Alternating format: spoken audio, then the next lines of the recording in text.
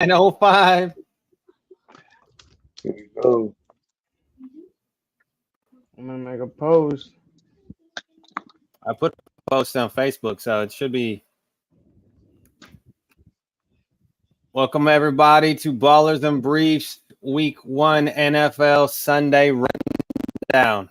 Tonight we have a great show set up for everybody. We want all the questions, all the smoke, everything you got. Bring it, set it at the doorstep. All the drama. We got plenty of DFS action, league fantasy action, injury update, extravaganza. Tony alert. We got a Tony alert. Don't play Kadarius Toney ever again. Kadarius Toney for me, please. Can someone Called find that? Called that. Someone, please. Can someone please I mean, in 21,000 plus lineups he's dropped in out of in Yahoo Sports, according to them. Please. So yeah, garbage. Man. Garbage. Wow. I had a choice between him and Jordan Addison. Now I know he is a rookie, but I really felt that there might be some production there, and we'll find out after this week how much I end up losing out between the difference of the Tony's one catch for 1 yard and whatever Jordan Addison decides to get. But man, I think Addison will do better than that. I saw a meme that was like Kadarius Toney might as well sign up for a CDL license. That was not good, man. I think Addison does better. I should have heard the warning signs from Phil. He told us. He gave us the real life experience on that. Being ghosted. Yeah. Ghosted. I know now. So you live and you learn, man. I could have been wrong. He's a wide receiver 1 for Kansas City. He could have, if he would have caught that pass at the end of that game, it could have been a touchdown, but it would have changed everything. So, but he just can't catch the ball. I don't know. Well, it wasn't just him. I mean, obviously he was the one that we all should have caught everything that was thrown to him. But Kansas City's, I saw the stats. Like there was no receiver that caught more than 2 passes. And I mean, the ones that receiver wise that weren't a tight end, Noah Gray and or Blake Bell, right? Rashee Rice with his two catches on 5 attempts for 29-ish yards and a touchdown. The rest of them, Justin Ross, Justin Watson, and Kadarius Toney just literally didn't show up. One of the things I talked about, though, Mahomes spreads the ball around too much for you to fall in love with any of his receivers besides Kelsey. And when Kelsey's out, it's like I said, man, it's just going to be a mixing bowl where you could play Mahomes by himself in DFS and do all right because he could throw 4 touchdowns. It would just be to 4 different people. Not any receiver on that team is going to do good. They had chances at some good receivers in the offseason, the trades, and I think they missed the shot on that because they don't have one now. I mean, it's clear that Toney is not going to fill that wide receiver 1 spot. It's just not going to happen. That I think that DeAndre Hopkins mishap that they not getting DeAndre Hopkins is just the biggest eyesore punch in the face that I think is out there right now. I mean, at least Hopkins may have not caught but 2 passes, but he at least would have left when he did catch them. They would have been meaningful, and we would have remembered it. But speaking of Hopkins, 6 drop passes, or I think even more. Drop passes by Kansas City receivers. And so that just goes to show you that even in the most clutch times, as we referenced earlier with the potential catch that could have resulted in more yards for Toney, but just the overall 6 drops. Again, this is the first game, so you can't sort of kind of hit the panic button too much. But as far as for our fantasy, I just can't see definitely kind of blowing the horn for Toney moving forward. Going back to Hopkins, I think that for some reason, I think Vegas has that game wrong. I think that game's got sneaky potential to be a major shootout. Him being on Tennessee against the Saints with Michael Thomas back, Derek Carr coming in. I see sneaky potential for a high-scoring game because the Saints, whether their defense is good or not, they will always commit pass interference calls way downfield. And They're going to do it to Hopkins. I can probably see it happening 2 or 3 times. It's going to put them in the red zone. It's going to lead to scoring. Then they're going to have to air it out to Mike Thomas to even the playing field, and it's just going to be a shootout. I mean, you have Lattimore, but Lattimore and Hopkins, it's pretty much Lattimore has owned that, right? Hasn't he? I mean, in the past, He's owned that, but he's not going to be on him all game. Yeah, I mean, yes. he's going to shift around, and when he does, there goes your PI call on Hopkins, and unless they keep him on him, but I don't see them keeping on him all game. I see him having to rotate. Well, with that being said, you want to shift gears here too, since we did our don't play Kadarius Toney jab. You want to run to Brad's start him and sit him for league fantasy for this week, and then we will hit some DFS after that. Yes, sir. So what you got for start him, sit him this week, Brad? Yeah, definitely. I'm looking at. I got one quarterback, one running back, and one receiver for this 3-pack. Hopefully next week I'll have a 6-pack ready to go. Got to get in the gym a little bit. But for my 3-pack this week, I'm going at quarterback. I have Herbert versus that Miami defense. No Jalen Ramsey there. So that's one cornerback out. I really like the receiving options that Justin Herbert has with Quentin Johnston, Keenan Allen coming back. He's finally healthy. And also Mike Williams is finally healthy, and also a dump off option in Austin Eckler. So I believe that passing attack should be very friendly versus a Miami defense that has been susceptible to the passing in the past. Also moving on to my running back play this week, I'm going to go with Josh Jacobs versus that Denver defense. While that Denver defense has been statistically stout against the rush, they have lost a few guys recently in the last couple of years, namely Bradley Chubb. So I believe that Russian offense should be able to move the ball fairly consistently. And with Jimmy Garoppolo getting a start this week, I believe that there always has been an option to run the ball with a Jimmy G type offense where you saw with the 49ers, they're definitely run heavy. So I can see the same thing kind of happening with Josh Jacobs. And kind of finishing out the 3-pack for this week, I'm going to go with Devontae Smith for the Philly Eagles versus that New England matchup. I just believe that with what they're going to be able to do on the ground game with Hurts and his ability to scramble, and also with the two options out there of A.J. Brown and Devontae Smith, I believe that Devontae Smith is going to be that receiver basically left open and is going to be able to get behind the defense for some big shot plays. And so, again, that's my 3-pack for this week. That's Herbert versus Miami. That's Jacobs versus Denver. And then that's Smith versus New England. With regards to Herbert, I think that kind of can pivot us over to I saw a lot of traffic this week of people picking up Gerald Everett. So he's tied in over there in LA. So with Travis Kelce being out, so people were having to scramble to fill a tight end position.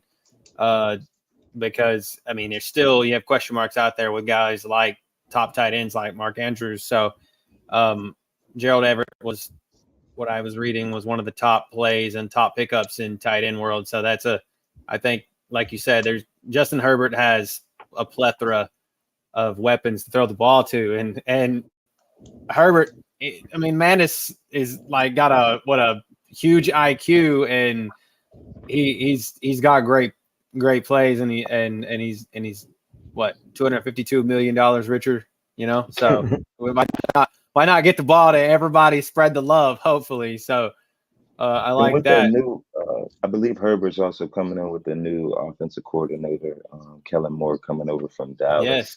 Yes. And I actually like the play calling that Kellen was drawing up with the options that he had in Dallas with Dak and CeeDee Lamb. There was a spread. The ball was spread around, but I believe that, again, the ball kind of stayed in the quarterback's hands a lot more consistently. And so, again, I believe that this offense would be a little bit more drawn up, big play drawn up. for Justin Herbert to really kind of showcase his actual passing ability. I thought at times last year, the play calling kind of went away from sort of the things that he did great, which is that deep ball passing. I believe they're going to go back to that this year. I'm gonna disagree with the good pickup on Everett. For daily fantasy purposes, he's not it. I think he had one game above 20 fantasy points last year. I was But going to look into that.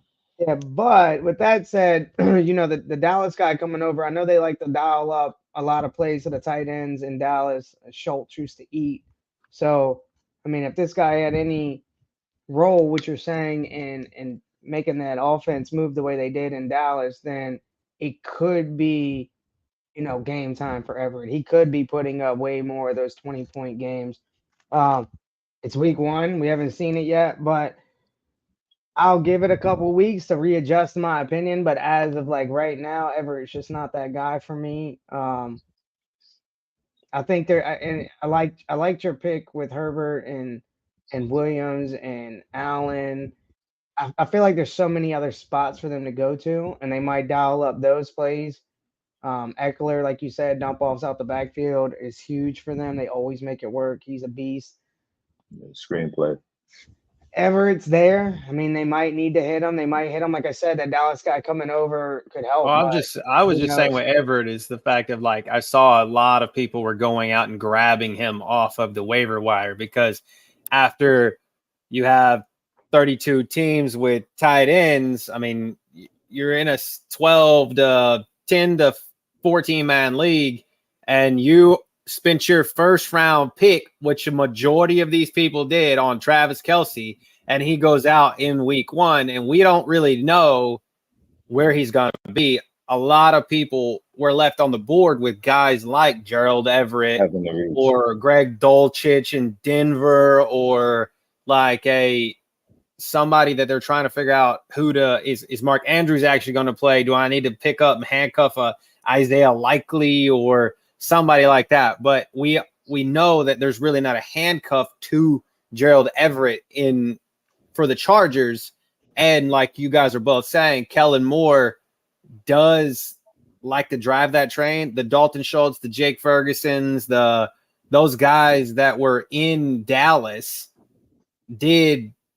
used to 17 touchdowns. I mean, amongst the tight ends, you know what I'm saying? Like it's always that type of he's open. Nope. I think we lost Cody. I think we might have lost Cody a little bit. But I think what he was saying along the lines of was that you could potentially see within the new offense a little bit of target share towards Everett. Now that could be a little bit of maybe 3 catches, potentially 40-ish yards. Maybe if you're looking for potentially 7 to 10 points in a 12-man, maybe 14-man, maybe, but an 8 to 10 probably won't get you enough production unless he finds the end zone that week. But I just don't necessarily want to say that for sure. Again, I could potentially see around 3 to 4 catches for maybe 40 to 50 yards. And season long 12 to 14 team, season long fantasy groups, I think he's a great pickup, especially if you had Kelce and you don't know when he's coming back. I just want people to be aware to like chill with your expectations, right? He's only had like one game above 20 points all out of like 18 games last year. So just temper your expectations. I agree. I mean, and like you said, Dallas guy coming over, he could have numerous 20-point games this year, the way they used to like to hit Schultz in Dallas. So yeah, I would just say for week 1, I wouldn't be expecting much. Maybe week 2, don't expect much, and learn from that, where his role really is with the team, with this new guy they're calling the plays.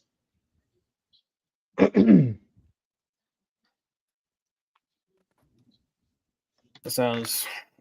I mean, and on another pick that I know that you're high on, Phil. I know you like Devontae Smith, so I know that you've been high on him. So I agree with Brad that he's option, I would say 1A1 not 1B. He's 1A1 in the Jalen Hurts passing attack. I mean, the only other person I would see eating into anything that he's got is maybe a Dallas Goedert in the end zone because he's just a big body and he can get open. But I mean, I think Devontae Smith drives the train, like you said in the past.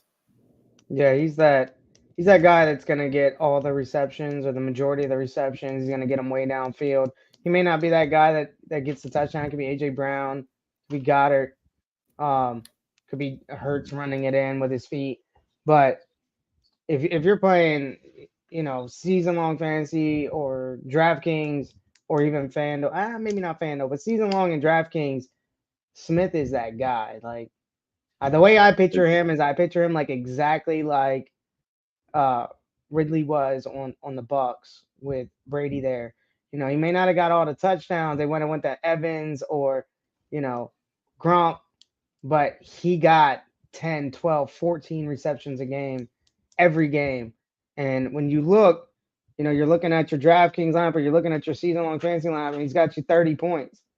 And you're like, what else can you expect from a guy with no touchdowns? Or even just like one touchdown, he still got you 30 points. It's crazy. Just imagine if Smith comes down with one of those catches and it goes for a touchdown, or he is targeted in the end zone. It's a touchdown. It's game breaking. It's slate breaking on DraftKings. I mean, he's definitely one of my favorite picks on week 1. He's one of my favorite picks every week last year on DraftKings.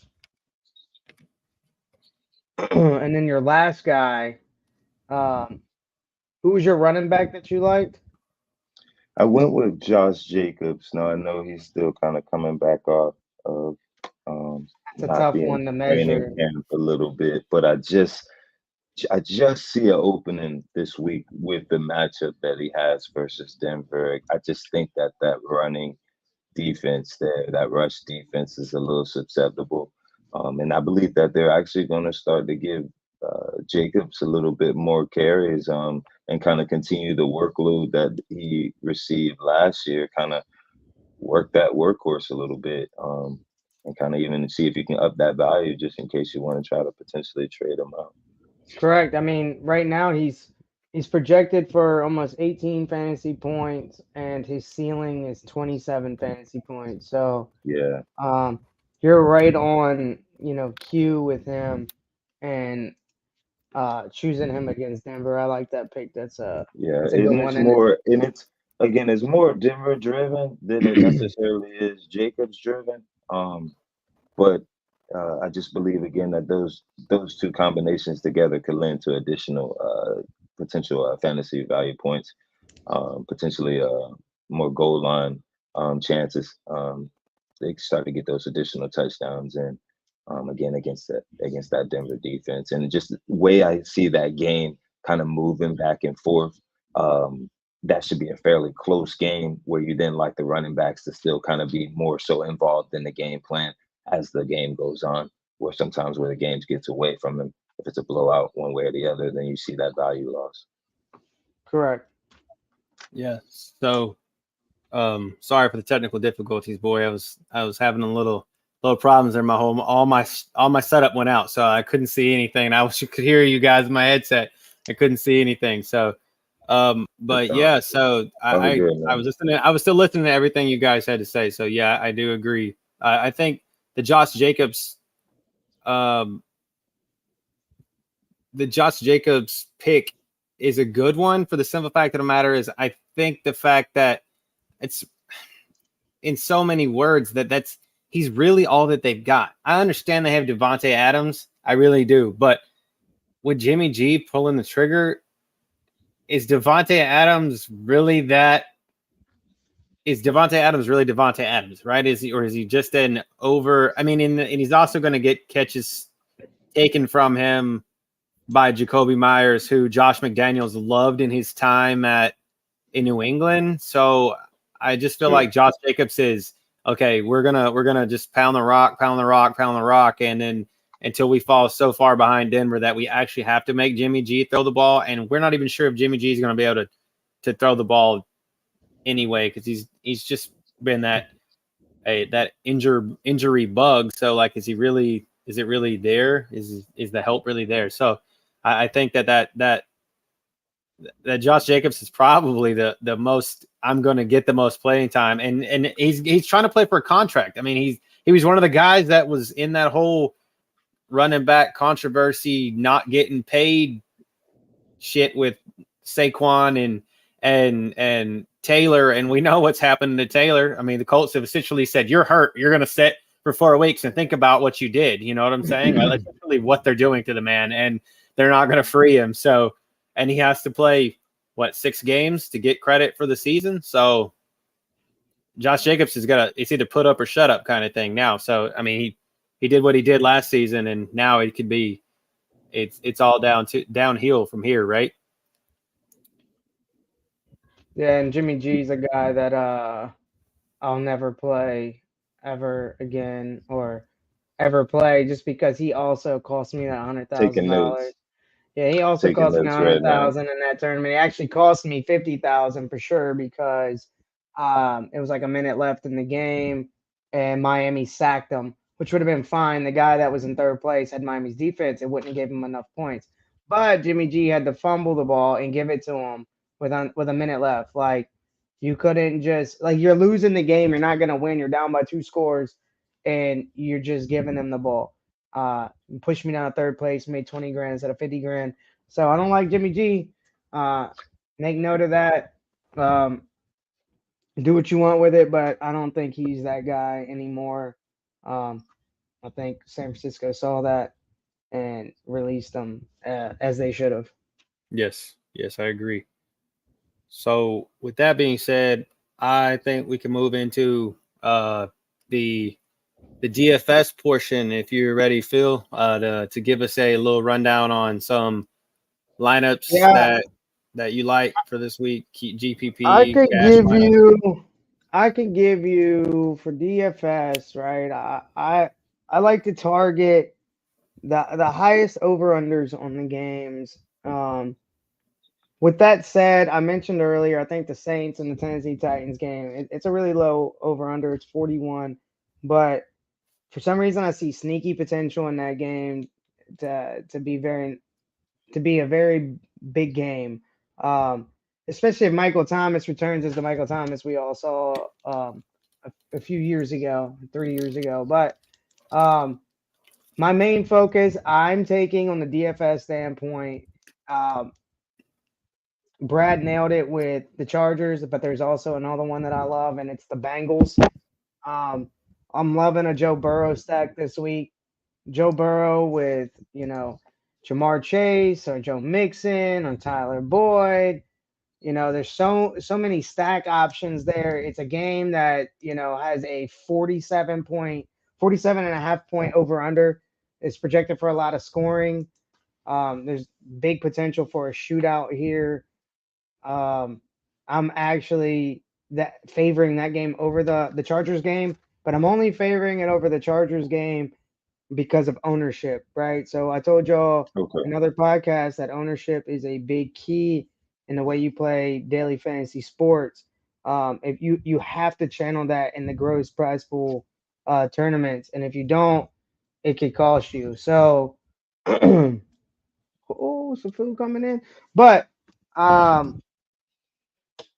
with that said, Joe Burrow stacks.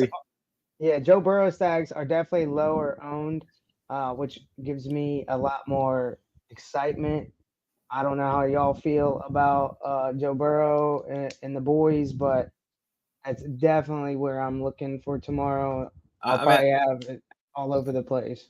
I know the stack comes in hot. I mean, I have Jamar Chase as my number 1 in 12-man PPR, so I'm looking for the MVP version of Jamar Chase. I wanted to start in game 1 tomorrow.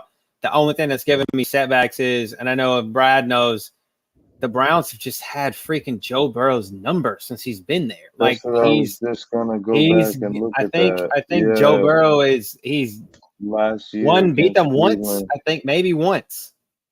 And for fantasy, he got 13 points against Cleveland 1 week and then 16 points. And that Cleveland defense didn't really lose a whole lot of people last season, and they still have the same defensive coordinator. I mean, the Joe Burrow's Joe Burrow. He just got paid. Now he's the highest paid player. So again, back to I like spread the love, like give it all you got. So, and the fact that we all know that he dealt with this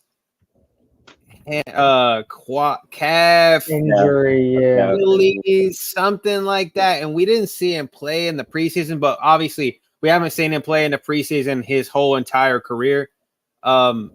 So I do think that that's a great play. I think you stack that game all around, because hopefully fingers crossed, as a Houston Texans fan, I hope Deshaun Watson shits the bed tomorrow. I literally do, and I hope that everything that ever happens to him is the haters ball, right? I hate.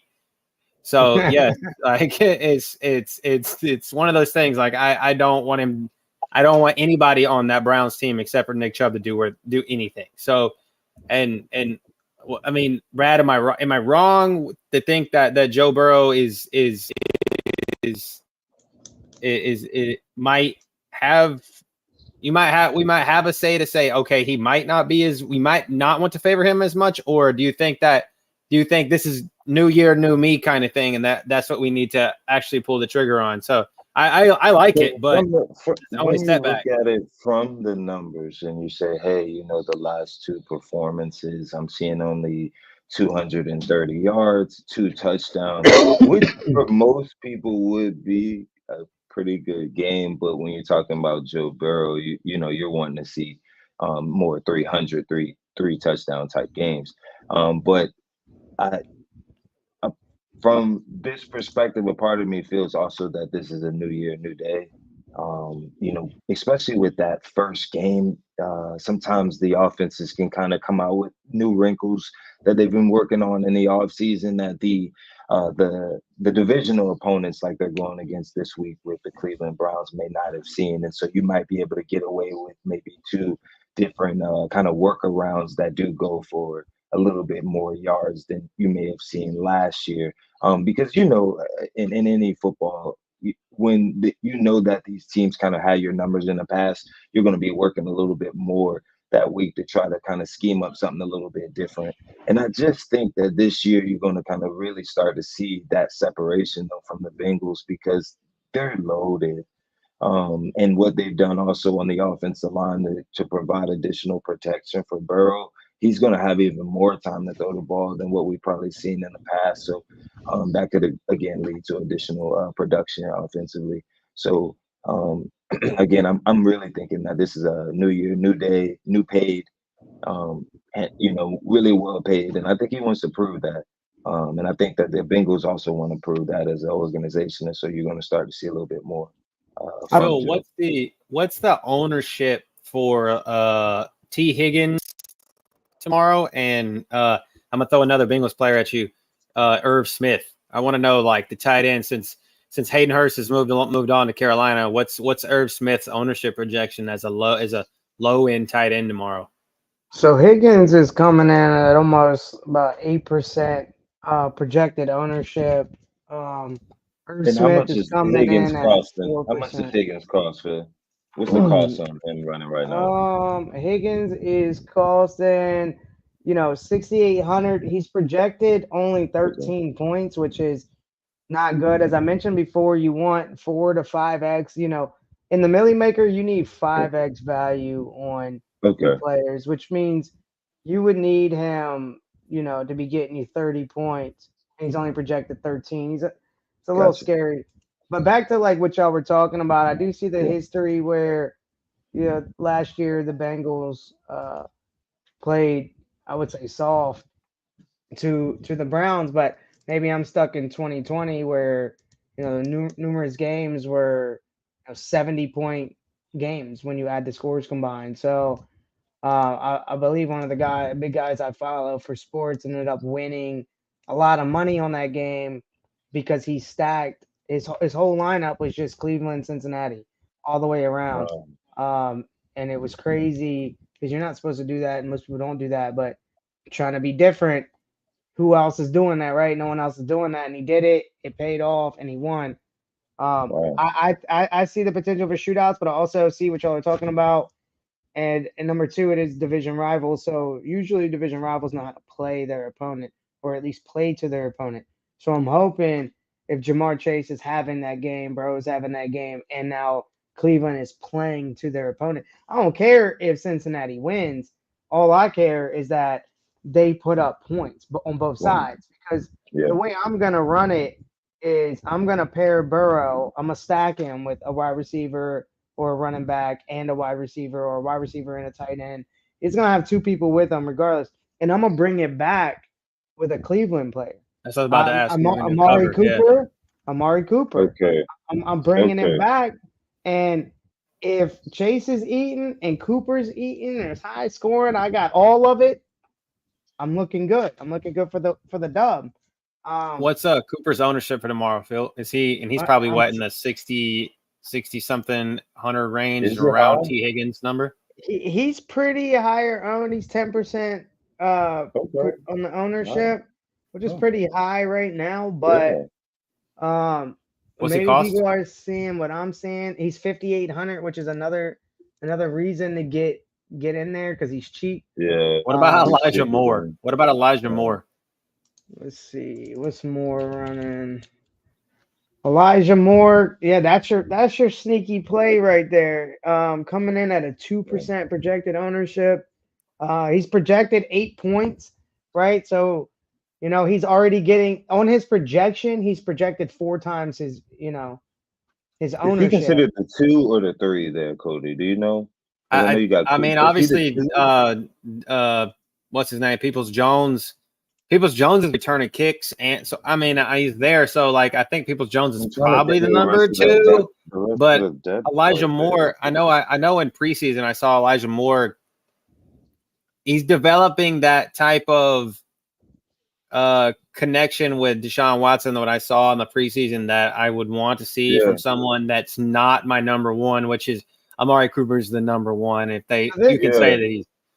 That's a good point, because this is how you can get different and in 2 different ways, right? You could run the Burrow stack I mentioned with Chase and Mixon and bring it back with Cooper. That's what a lot of people are. Whoever runs that stack, that's what they're going to do, right?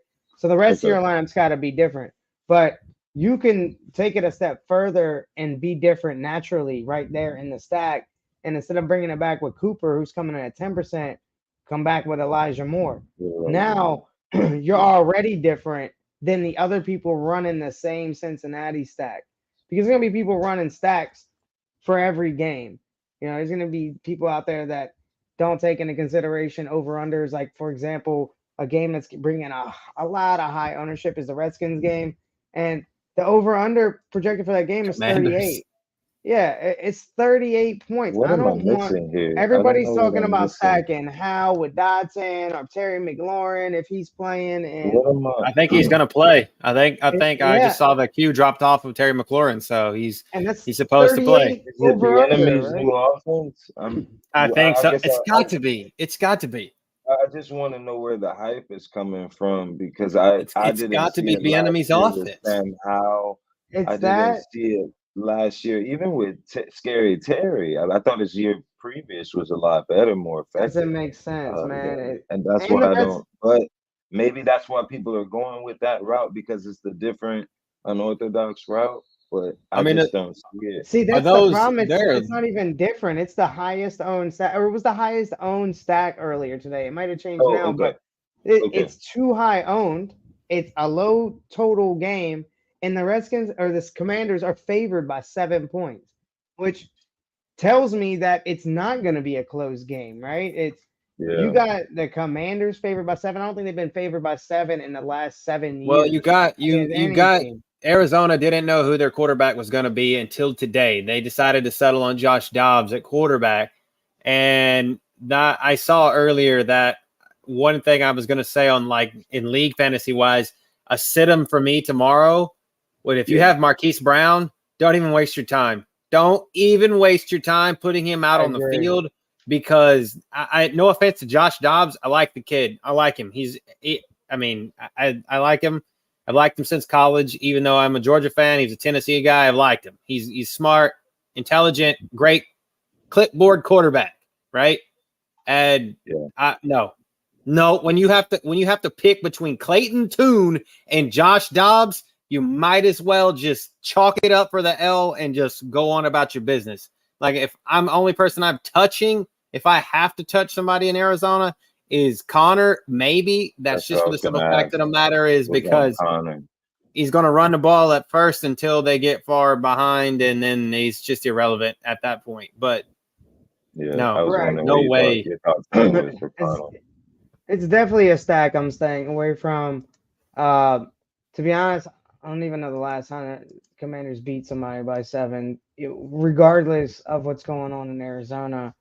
And the Redskins do look promising, but they're gonna have to show me before. I would have to see more. Like everybody on the sign can be like, "You're crazy. I'm taking them," and it pay off. Okay, it could. now you showed me. Now I'll pay attention to it. But for the most part, It could be I the enemy offense height. That's got to be it. But I mean, we all heard what players were saying about enemy being too rough on them, and people weren't responding, and all of this nonsense. So like, I'm like, dude, you are a grown man.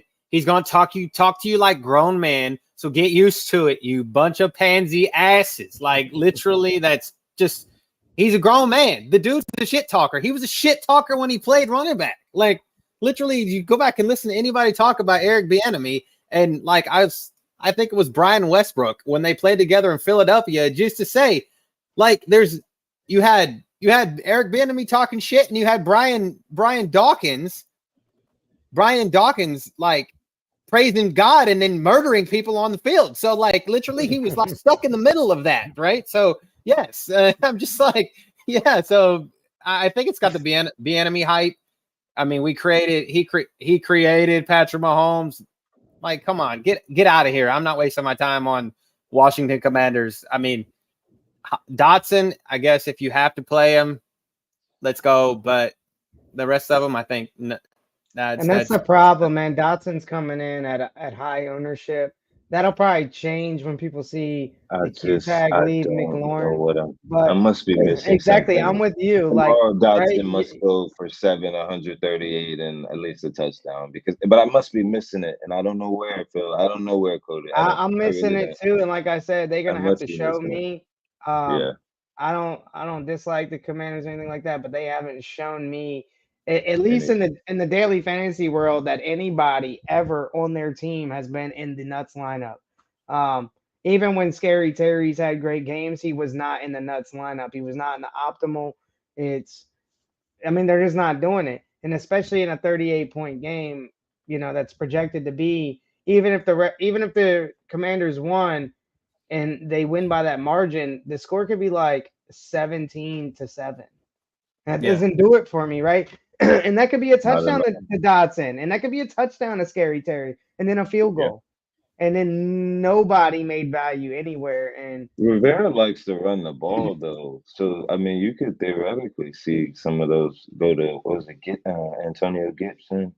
Brian Robinson. There. Yeah, Brian Robinson. I could see those goal line carries going to them. And running it in too, so you have that potential exactly. too. So you're stacking receivers. You got the old touchdown hawk and Logan Thomas. I mean, Logan Thomas he's always there lurking to steal a touchdown away from somebody. It just seems to be his job. Like he's that like get different type guy because he's always there lurking to steal a touchdown from somebody. So I agree with Phil. I think I'm staying away from Commanders. I don't want that ownership. I don't want that over under. I don't want the Commanders. I know a friend of mine was all over it earlier in the week posting, a stack he thought would be nice, but I think everybody ended up thinking like him, and it killed it for me. But you talking about Logan Thomas made me remember one more big player in the Saints game, and that's why I said Saints game just has so much room for boom, and that's Juwan Johnson at tight end. I swear my man gets a touchdown every single time. How many times last season I ride Juwan Johnson for you? I'm like, yes. Yes, every game he's getting a touchdown, at least one, sometimes two. He is the sneaky sneak. No one ever drafts him. I'll tell you what his ownership's coming in at as well. He was a lot of Travis Kelce fill in for League Fantasy this week off the waiver wire. 1%. Juwan Johnson is. He's coming in at 1.8% ownership. Like, What's his projection for tomorrow? And that's a guaranteed touchdown. If it was last year, it's projected 7.8, which, is a low projection. But like I said, I think that has a lot to do with the over-under on that game being 41. If that game has boom material, that projection could easily double. And, his price is $3,900 as a tight end. Like, easy, what does he need? He needs about 16 points as a 3,900, tight end. 16 points is not out of the realm for him. He could get a couple targets. He could, 40 yards and a touchdown, and then he's there. And you're just like, what just happened? Juwan Johnson is in the optimal lineup, and it was 3,900. And everybody else is spending up on somebody like Hawkinson, you're Gesicki. Yeah, they're going for, the more expensive tight ends because that's what people like to do when it comes to tight end, because tight ends don't usually boom for the most part. There's only a little bit of them. So people will always in the daily fantasy world pay up at tight end. And that's another way you can get different is that sneaky cheap tight end, because it's harder to find. It's harder to pick one. These $3,000 tight ends on DraftKings and FanDuel, people don't even get looked at by people. They're like, oh, they'll go back and take out somebody like Mixon so that way they can afford Hawkinson and then put a cheaper running back in that they know is going to start. But that's what everybody does, right? So down goes Bama 34-24. UT took down the Crimson Tide. Did Colorado win today? Breaking news. Yes. Colorado. Coach Prime is back, baby. Coach Prime put the work in. What was the score? Turnover thrown and all. Do you know what the score was? Alabama playing without it was kind of 34-7, maybe. Oh man, Prime. It was a it was a little bit closer. They Nebraska put up a little bit more. I think they put up 20. It was 38, 20, 30. They put up some points. Jeff Sims looked really bad. He's actually from Jacksonville. But breaking news. 36-14, my bad. 36-14, my bad. I thought it was I didn't see the last Nebraska's touchdown. I do know that what's his name's brother was on the field. Brock Purdy's brother was on the field at one point. That's impressive. Prime's doing the damn thing. Yes. With that said, I'll move into my final. Well, not really my final, but I'm looking at the Eagles and the Patriots game, but the one I am looking at a little bit more is the Jaguars and the Colts. I told y'all in another podcast before, I do not like the quarterback for the Jaguars. He cost me money. I watch him play. I think he sucks. With that said, he does have a game or two every now and then, Brad. Sorry, but he'll boom. I see the potential here in this game. It's not too bad of an over-under. It's 46 over-under points. The problem is the Colts in this game for me. That's making it hard for me to pull the trigger. It's not really, the Jags. It's them. Anthony Richardson. Yeah. Can he be that guy? I don't know. I seem to think he's not that guy. I just don't think he's it. I don't know if y'all see something different. I don't think he's any good. So Phil, I think you were saying earlier, from like a stack perspective, you don't see any sort of potential value in, for instance, Lawrence and Ridley, or Lawrence Kirk, Lawrence. And I definitely do. That's why I'm looking at it. I see the Lawrence Ridley 100%. I actually like Ridley. My problem is Lawrence, right? I don't think he's skilled. Everybody that's in, we live in Jacksonville. Everybody that lives around here thinks, he's good and he's great. I watched him last season numerous times overthrow wide open targets. Top 3 quarterback in the league right now. As a Texans fan, sir, top 3 quarterback in the league this season. this season, he's going to earn his Joe Burrow money. We're gonna see it. I'm hoping we see it, and that's why I said I'm on the fence. Yes, you know, we're going to see I like the stack. transformation, full sunshine mode from We Are the Titans. Yes. I would lose my Duval residency if I said anything blasphemous about Trevor Lawrence in the state of Florida. But truly though, I know what you're seeing, Phil, and I see. I know you saw the overthrows. Look at potentially those first 8 games last year, and the numbers show it. Trevor Lawrence, would look like sort of a rookie quarterback. I think what a lot of the city is looking at is sort of the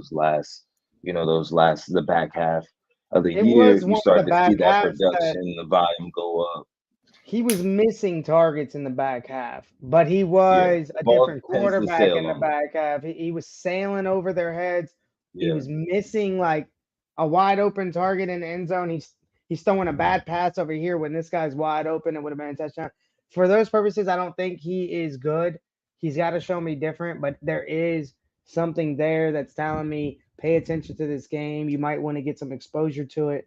And then on the flip side of that, the other part that's coming back to me is when I stack a game, I want to bring something back from the other side. I'm stuck wondering. There's nothing to bring back, right? You got the running back. Is it Deion Jackson?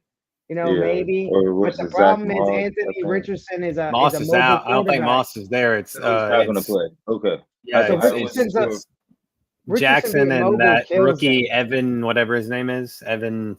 So Jackson's going to start. He's going to be the show, but the quarterback's mobile, right? If he's scrambling, we all know mobile quarterbacks, they take it. When you see Lamar Jackson, give the ball to Dobbins when he's scrambling, he's not. He's just going to take it. Is that what's going to happen to Deion Jackson? He's not going to get points. It scares me bringing him back. Is Pittman still there? Like, Mo Cox. Yeah, it's tough to say, like, because he's a mobile quarterback, is he going to be accurate with these people? I'd say history says not. But I guess you bring it back with Pittman. The ownership's low. There's not many people focusing that game. I could maybe do a lineup just so I have some exposure. Yeah. But I feel like our next podcast, I'm gonna be telling y'all, I told you so. That Lawrence is dog shit, and he is not an elite quarterback. For Cody's sake, he better be. He's my quarterback in 12-man PPR. I have a whole Jaguars team, so I have Trevor Lawrence, Travis Etienne, and Evan Ingram. Need them going big and hard tomorrow. Big and hard. Yeah. Jaguars stackage big, tomorrow. But I don't know if he's hard. So. Also, he's soft in my book. Trevor Lawrence's like second year now, actually in the offense. And a lot of times you see that growth in that second year. I think about Jalen Hurts in his first year. Really at the helm, he looked shaky at times, but then that second year in the same offense, he looked awesome. And you could see Trevor that Lawrence growth. This is essentially Trevor Lawrence's second year in the league. You can't even count that first disaster with what's his name? With Urban. So Urban, you can't even count that with Urban up there swerving in Ohio State, worrying about young chicks over learning how to teach his dudes to play football. Like you can't even do that. So like I really feel like this is Trevor Lawrence's coming out year. He's gonna show us something. And this is just pure unbiased being that I love to see the Jaguars fail because I'm a Texans fan, right? But I saw Trevor Lawrence in college. And I know what Trevor Lawrence did in college, and I know what he did to teams like Alabama and to teams that are perennial powers. And then last year, he didn't look like shit against Kansas City. I mean, he didn't. And then literally they came back from Brad and I were sitting there watching the Chargers game together, and we just left the place. Literally, we just got up and left because this game's over. And I know the defense showed up, but at the same time, that's I Is that mean, what it's gonna be though? Is it gonna be I'm a comeback quarterback, or is it gonna be Yeah. I don't know, but what I'm I saying can is make the plays now and not when we have 14 minutes left in the game and we're down by 20, do I gotta step my shit up and the other team's playing prevent, and that's the only reason why you're connecting passes and moving down the field is because they're playing prevent. You know, that I think tells me a there's lot. I think again, if you're going off of the numbers and sort of even kind of looking at some of the film, I could see where you're coming from, Phil. I think there's just that other side where you're saying, hey, now that you're in the system for another year, now that it's the same coaching staff, they should be able to draw it up a little bit better. Now that you have a new weapon with Calvin Ridley, who's kind of truly a number one, He is. whereas you dealing with twos and threes for the last couple years. What happens when you have a number one? Whereas, like for instance, with Burrow, he looked solid, but then when he got Jamar Chase, that's when you really saw those numbers come alive. His team became great.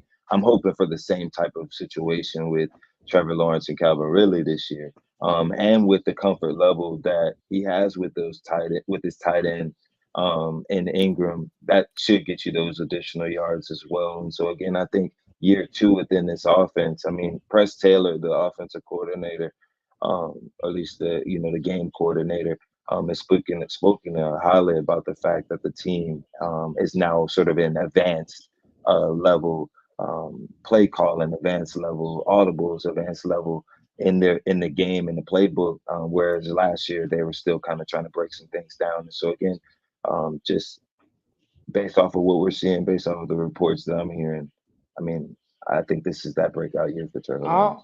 I'll have a Do it. lineup or two, with Lawrence and Ridley for sure.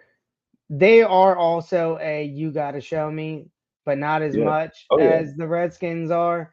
Um, but Oh yeah. they are definitely you got to show me because what I saw last year in the season was you overthrowing passers and missing wide open players.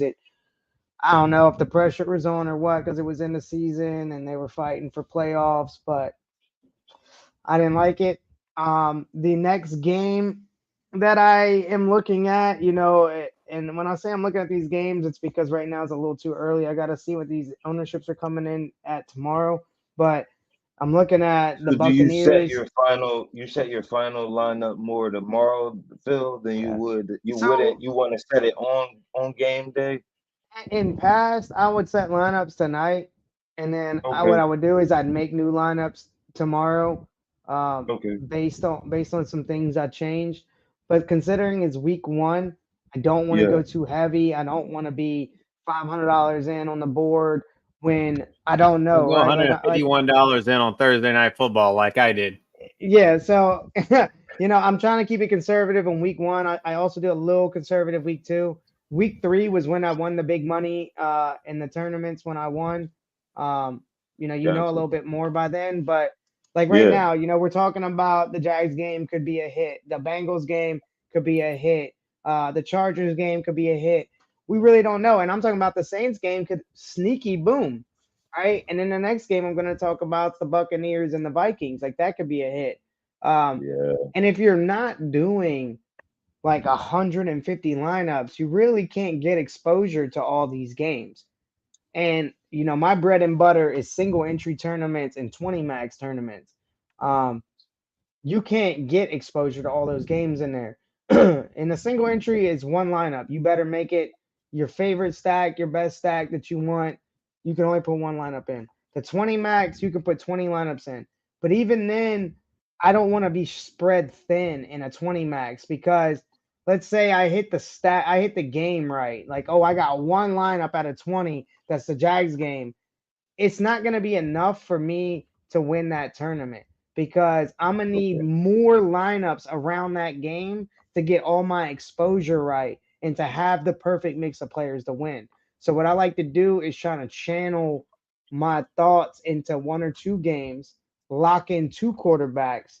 I'll run some lineups with one quarterback. I'll run some lineups with another quarterback.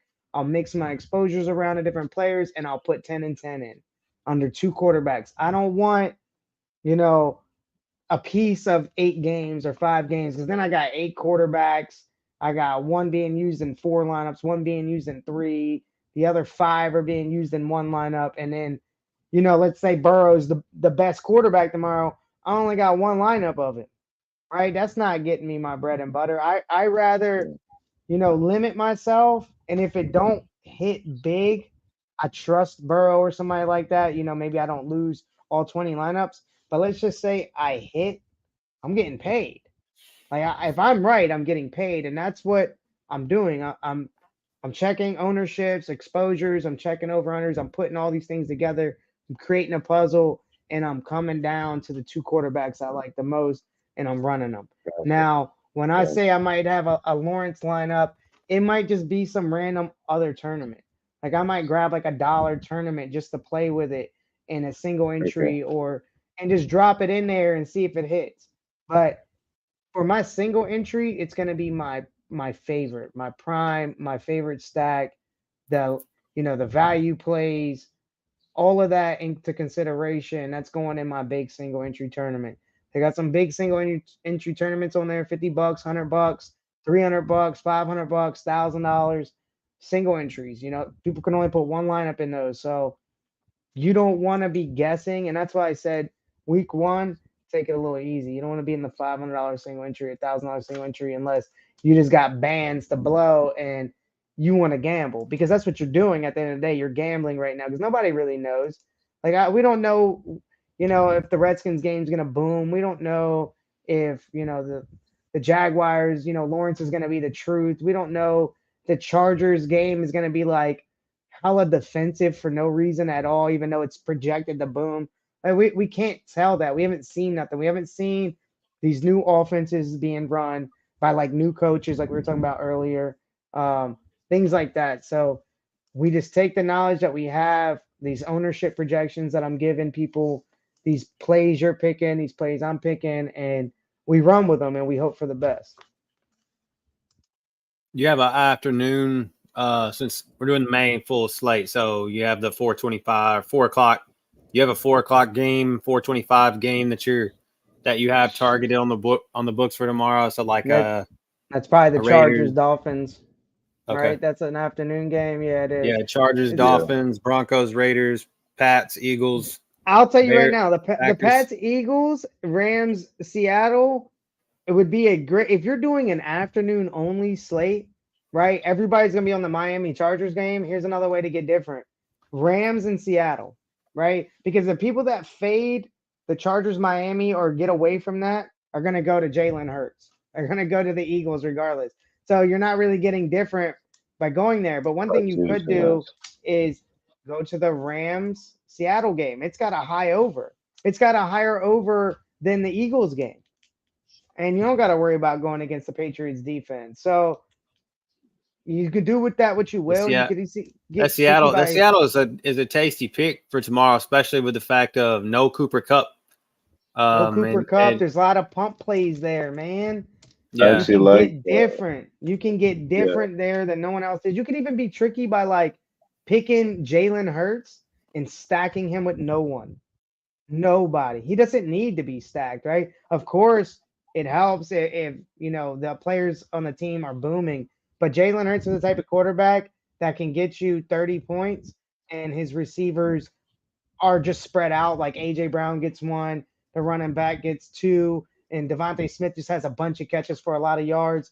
You don't need them, right? You could just take Hurts, be different because nobody else is really doing that, and then grab, a player or 2 from the Miami Chargers game, and then grab everybody else from the Rams Seattle game and be different right there on an afternoon only slate. That's what you have to do to win those. You can't just go in there and be like, I'm taking the Miami Chargers game, because everybody playing the afternoon only slate is going to do that.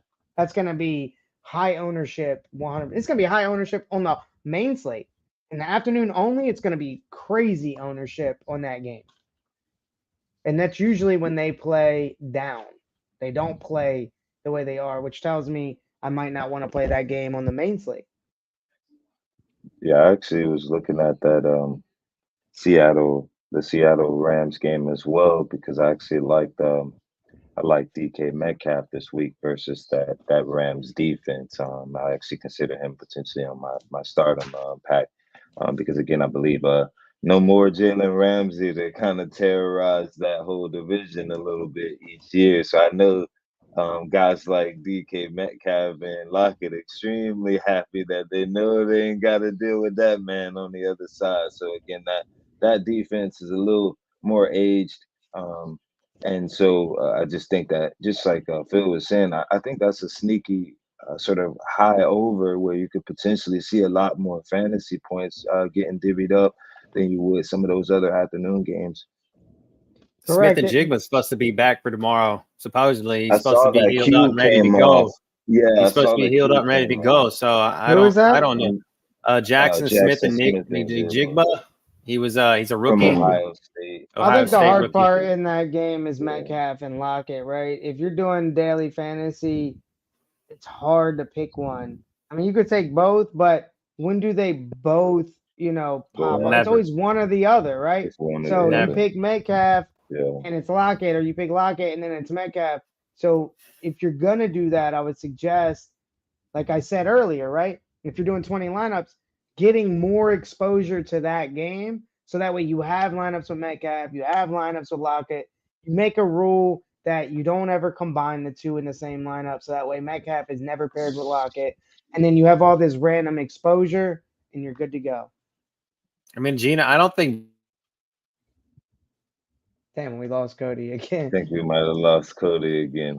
But I think, man. Oh, there he is. He's back. He's back. It He's keeps right about cutting that. out. Shit. Sorry, I don't know what the Cody. problem is. You can bring up what you were about to bring up about. I'm just saying, Yeah. I say Geno Smith is not a terrible quarterback in the afternoon tomorrow. I mean, shit. If he plays like he did last season, I don't think that in that afternoon, as Phil was saying earlier, that if you're running that Seattle game, especially a Seattle, and you have to put a quarterback in, I mean, and you're trying to get different from the Justin Herberts to a Tagovailoa type. I mean, I'm not going with Jimmy G. I'm not too hype about Russell Wilson. How about Stafford? Stafford, but we haven't seen. He aired it out in Detroit. I like. Well, Stafford. I mean, he was good. He was good, but we haven't seen him. Last season we saw him when he was hurt, and then every time we've seen him without Cooper Kupp in Los Angeles, he seemed a little off. Well, so that's the other thing that scares me about that game is no Cooper Kupp, but it makes me like Tutu. It makes me like Tutu Atwell. So, there's your sneaky play, right? If you're gonna run something in there, bring it back with Tutu Atwell, because who's gonna be doing it? How we lost Brad. Big Brad. Saturday night, man. It's just internet. Everybody's out watching stuff and doing stuff. So that's what's killing the stream. I don't understand. So I mean, Brad's in Disney giving us a podcast. So shout out to Brad for that, man. Taking his time out of his night to give everybody here some great feedback and input on these games tomorrow. That's a big applaud for everybody that football is finally back. I know everybody's excited about that. I am. I don't really have much else on the games. I think what I'm gonna do. I want to get the Pistorio Law Firm lock of the week. I need a player locked down by the Pistorio Law Firm for the week. So I'll give you two. I'll give you a running back and a wide receiver. My wide receiver is gonna be Jamar Chase. My running back is going to be Rachaad White. And that's not somebody we got to talk about yet, but that's that Buccaneers-Vikings game. Rachaad White is going to be my lock for running back. There are some other running backs I like, but I'm going to give it to him, and I'm going to give it to Jamar Chase. Okay. I like that. I did see earlier that with Rachaad White, and this was for league fantasy purposes. I know, like, playing how different we have to get when it comes to league plays versus especially sneaky DFS plays. So I was reading earlier that a Rashad White was on the sit-'em list, according to Mike Florio at NFL.com. We will He was see not who high. is right. I was saying he was not high on him because the simple fact of the matter is that offense there in Tampa is just in shambles, right? Like, I mean, they're trotting out Baker Mayfield, a quarterback. Which I think is a and good thing. See, people don't take that as a good thing. I think that's a good thing. I think he's gonna do good there.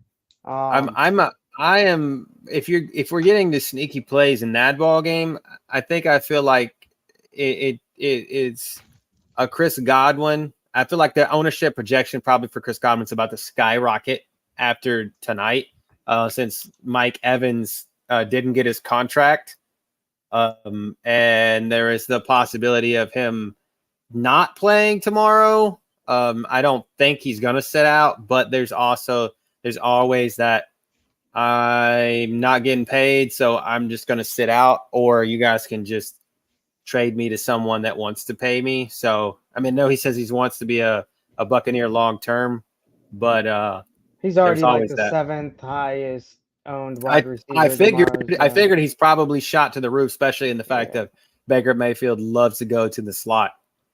And that's also a game where you got Jefferson, the GOAT on the other side. So if they're eating, you got to look for, the Bucks to be eating, returning the favor. So would you run a stack with a Vikings with a Kirk Cousins and a Justin Jefferson, or Baker Mayfield with Chris Godwin? Every time I've ran a stack with Cousins, I wouldn't say every time. Most of the time I run a stack with Kirk Cousins, it doesn't work out. So I would rather be on the Baker Mayfield side.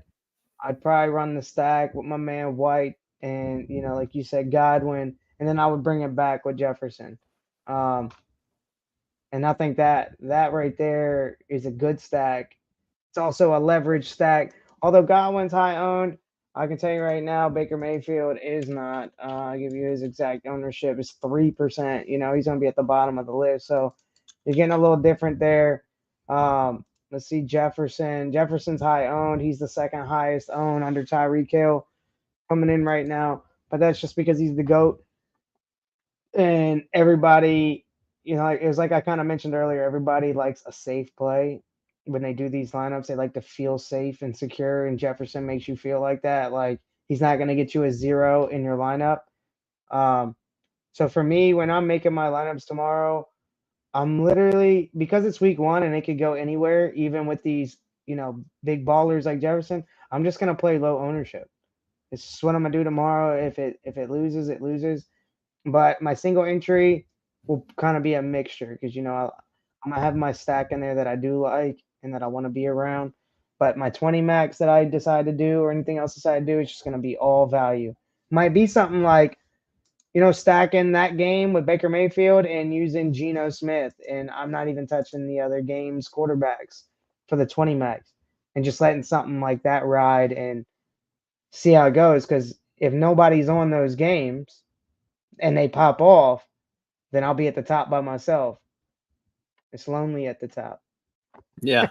Are you running any FanDuel tomorrow? Are you have any thoughts on FanDuel for tomorrow? I have a lock for FanDuel tomorrow. J.K. Dobbins, running back. Lock him in. I will probably do a lineup or 2 on FanDuel. I don't ever go heavy on FanDuel. I don't know why. I think it's their interface. I don't know. I just don't like it. But J.K. Dobbins, I like him for FanDuel. That's really all I've really looked at for FanDuel so far. You want your touchdown scorers there though. So DK Metcalf might be a good play on FanDuel. Calvin Ridley. What about running quarterbacks over there? Yeah, definitely. Is this is just a Anthony Richardson? Is that worth a flyer on a low cost, maybe FanDuel type quarterback tomorrow if you're trying to get heavy touchdown scorers elsewhere? I'm just thinking of a running Yeah, quarterback you that's not going to could. cost a lot of money. That's not going to be a Jalen Hurts cost, but you could Correct. that way you could bring him. You could stack the lineup with someone else that you know. I mean, like, and we always talk about cash versus GPP. Well, where in FanDuel that world lives a little bit different. You know, it seems like stuff that we would say is cash in even though that because the scoring's different, right? Stuff that we'd say is cash in DraftKings is a little bit more GPP eligible, I guess, in FanDuel. He's definitely cheap on FanDuel. He could definitely. I just don't like him. You know, a lot of places I get my information from don't like him.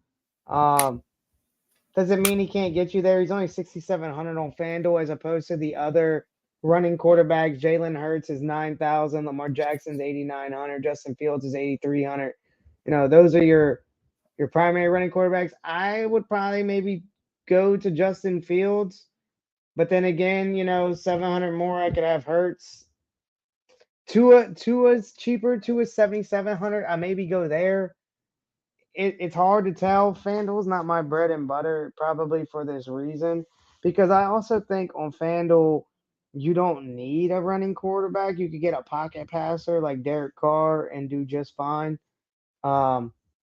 Because it's really about touchdowns. Now, those running quarterbacks do get you more points when they run, which is better than the pocket passing quarterbacks, and that works on both websites. But I definitely think you could try an Anthony Richardson. His ownership is, let's see, 6%. Let's see, that's kind of high. It's looking like compared to the other quarterbacks. He's coming in about 6th or 7th on the list for ownership. He's actually coming in above Tua tag. So in that instance, if that's gonna stay, I'd probably go Tua over him. I know I did see some stuff that especially back in league world that Tua is a must start type quarterback tomorrow, with the simple fact of the matter is that he, when healthy, especially, he's been let it fly quarterback and he's let it go. So that game does seem to be a fireworks shootout type game tomorrow. So that if especially for league fantasy, if you don't have if you aren't in a position with a Patrick Mahomes or a Lamar Jackson or Joe Burrow, Trevor Lawrence, Justin Herbert type quarterback, and you have a decision to make to go into business for yourself with a Tua or someone along those lines, I think Tua is probably safe play. Yeah, I think paying up for quarterback on FanDuel is worth it. You know, you don't need to cut costs there. I think you draft one less person than you do on DraftKings on FanDuel. And for the most part, I think FanDuel's got like everybody else priced pretty cheap. Like you can get who you want tomorrow with no problem. Like, for example, Jamal Williams is only 6,800. He led the NFL in touchdowns last year. He's on a different team now. He's on the Saints. But you know, if he does that again this year, he's $6,800 on FanDuel. You can't beat that.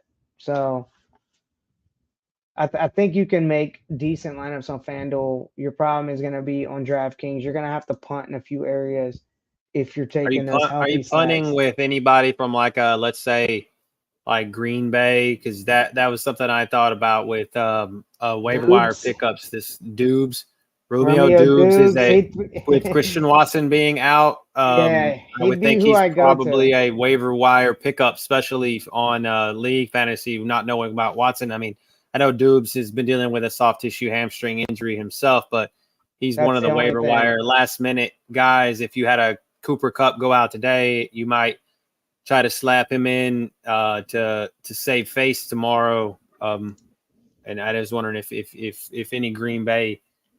I don't know much about Jordan Love. I'm gonna be honest.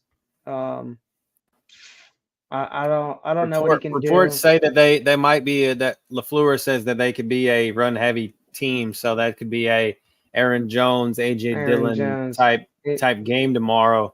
And that scares me with Aaron Jones, man, because they've already shown us in the past that it's like a 50-50 split there with him and Dylan. And I don't like that. I think Aaron Jones is a way better running back, and he's not getting that shine because of that.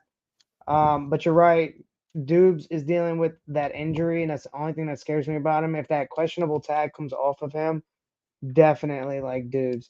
I don't know if I'll hit a lot of exposure to him because I'm somebody who has played football with a hamstring, and even when it feels a little better, it's really not better.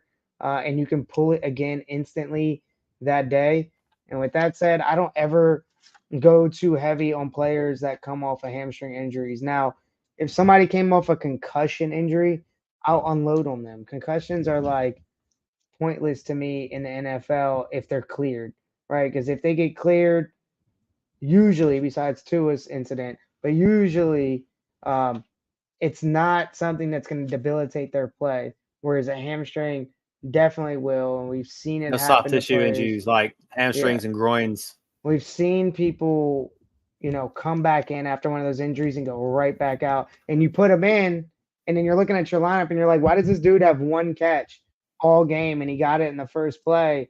And then after the game, you hear him in the press conference talk about he re-injured himself. Yeah. And you're like, oh, tight. That You was just ruined kind my of whole lineup.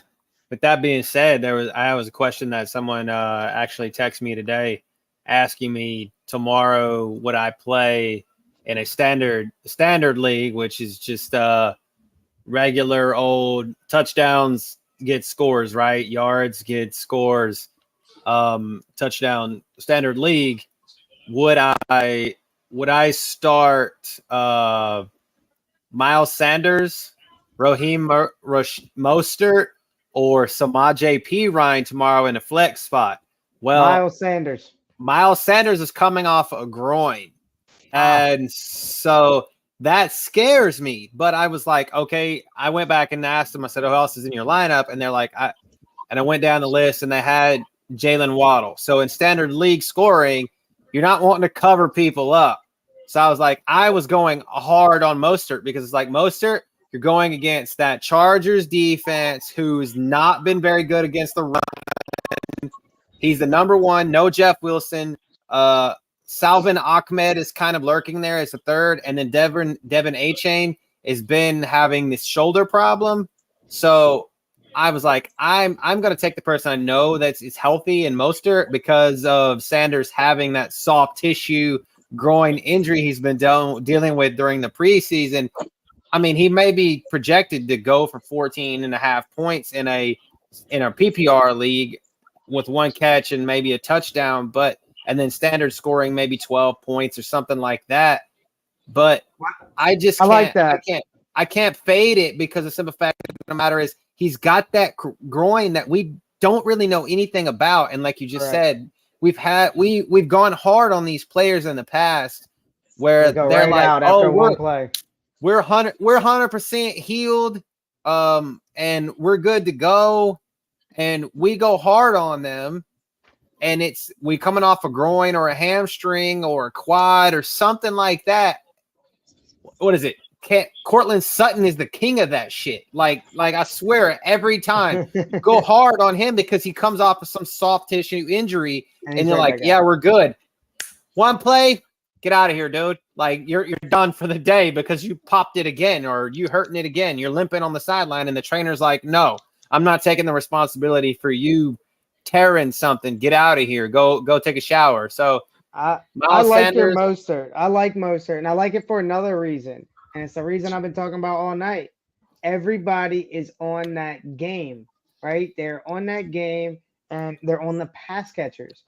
Well, if you fade that, what do you want to happen? You want the running backs to get the points. Yes. So that way the quarterbacks aren't getting the touchdown points. The receivers aren't getting the touchdown points. The running back is. And nobody's on them because they're all over the receivers. Give me Mostert in a Geno Smith lineup, and that's how you get the bread and the butter at the same time. That's how you are in the afternoon.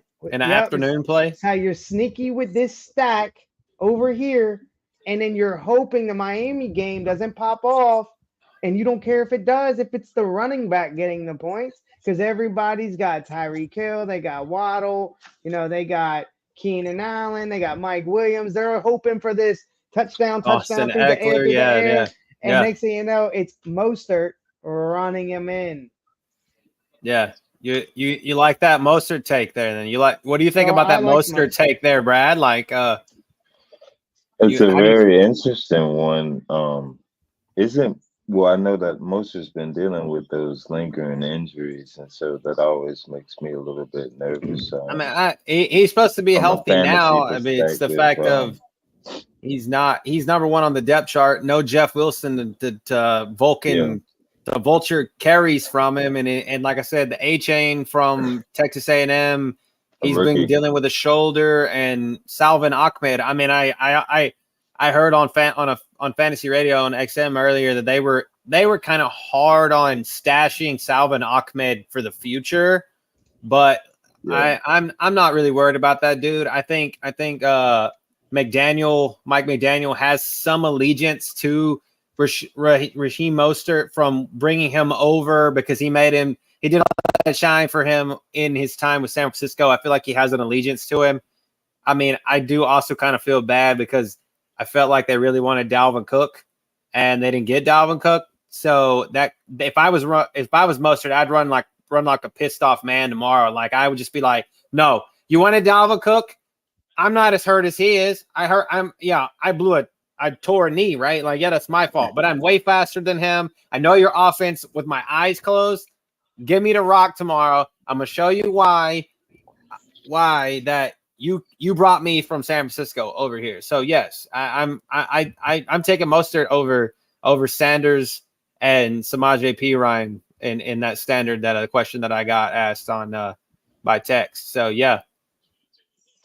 Well, I like Mostert, and I know that Sanders is in a new system there. There might be better opportunities for production from Miles Sanders in comparison to Mostert. Well, Mike McDaniel, and he has that connection with Mostert. I didn't see a truly effective rushing game last season out of his offense.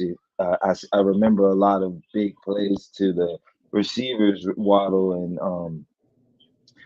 Hill, but I just don't recall a really effective running game.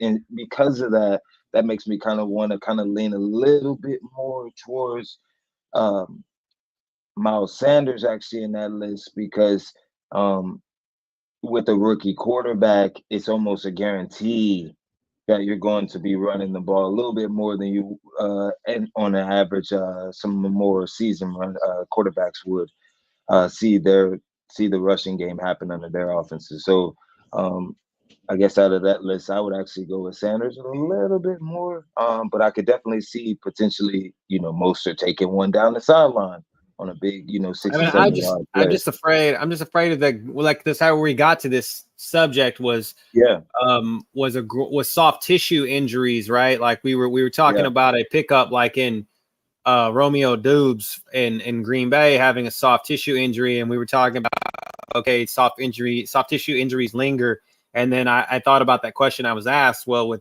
Sanders having the soft tissue groin, that just never really goes away. Like it never really goes away, and we already know that like it's just something that it's hard to get rid of, and if he's not running behind that Eagles offensive line.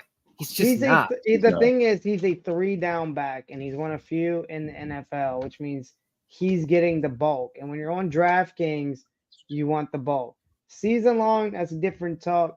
I'll let y'all handle that. But 3-down backs on DraftKings are huge because they're always getting the ball. Second thing is Carolina gets the ball to the running backs, whether it's through the air or handing it off. We know that from Christian McCaffrey and everybody that's been there, Mike Davis.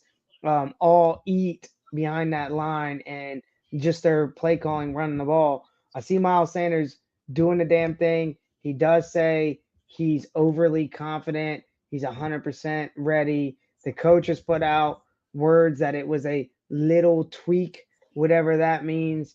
But I still am there with Cody as well.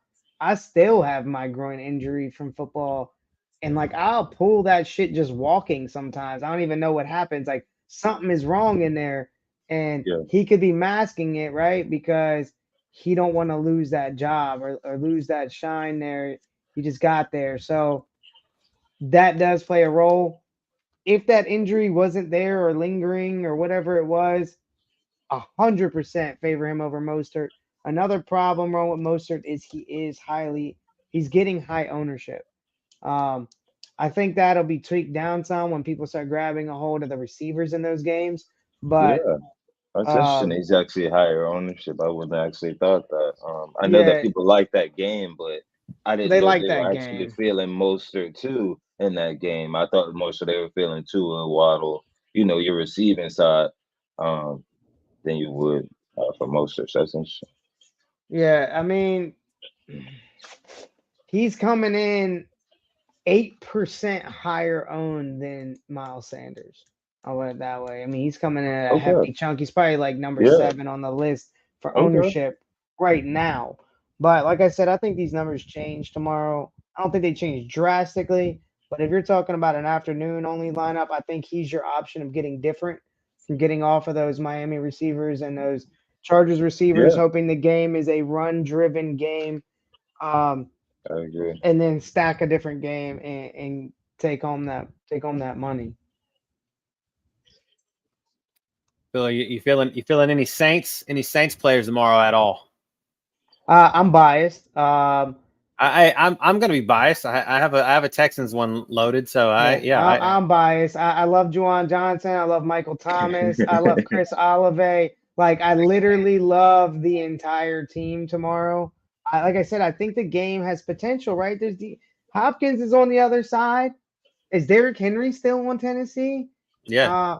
I mean, Yeah. there is upside to this game. I know the That Saints have always had a top Spears running kid defense, is gonna but be is Spears the backup to Henry that come out of Tulane.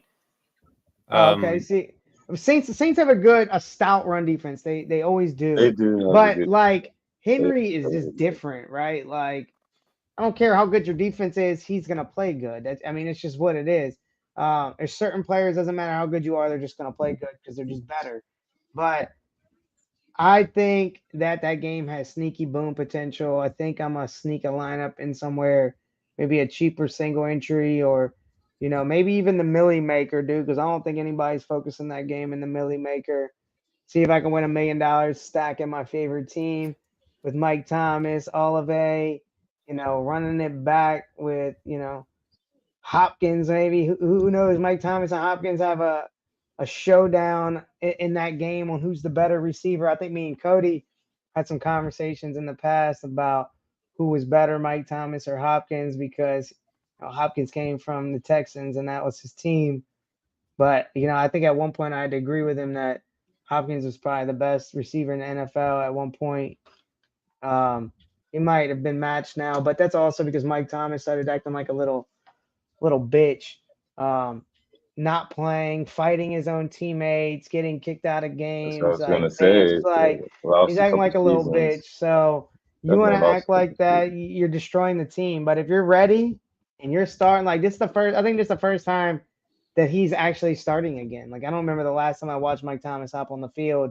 So It's been let's some watch time. him play. Let's watch him play with Olave out there. And now we have Derek Carr. I don't know if it's a good thing or a bad thing. I wasn't too happy about it, but he is a good pocket passer. I'm He's living gonna in the get you the future. ball. He's gonna get you the ball. Olave is open tomorrow. Thomas is open tomorrow, especially across the middle. Derek Carr is gonna get you the ball, and then they're gonna give the ball to Jamal Williams and let him run it down the field. Which Tennessee has a good run defense, also with Jeffrey Simmons in the middle. He'll catch it too. I'm Williams will afraid catch it. I personally have a personal connection with Jamal Williams. I'm starting him in league fantasy tomorrow. You should. I'm starting him actually in a half PPR and a PPR both team tomorrow. And I everything I read says don't, but I don't believe that. The super guys that get paid to do this every day, I don't believe that tomorrow. I've seen in the past, I've seen where Mike Babel's defense gets gashed, and it's with a with a crossing screen scheme type passing game, which opens up the middle, right? And Derek Carr, for all of his faults, the man runs a crossing route slant in the middle. Ask Hunter Renfrow. He'll tell you it every time. I'm going to get the ball because I'm coming out of the slot. Chris Olave tomorrow, I could see him eating out of the slot. And then that just leaves a play action open, or that leaves a good stretch run out the outside, Jamal Williams. Jamal Williams is a banger, but dude has got a set of wheels too. Like, dude is a banger, but he's got a set of wheels. We know that from the time of them misusing him in Green Bay. We know that he was behind Aaron Jones, which I thought they were exactly the same type of guy. Exactly. 100%. It's like apples to apples, same guy. They just favored Aaron Jones for some reason. I will never know why. I don't know if it was UTEP versus BYU or whatever the hell that was, but yeah, so I don't really understand, or maybe that's Aaron Rodgers thing. Wasn't really sure, but I think Jamal Williams is that kind of guy. He was going to get you those 8 yards on a carry, and then get it down to the red zone.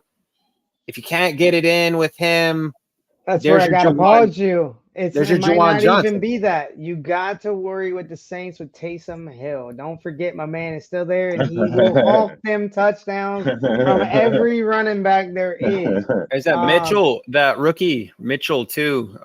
You guys got too.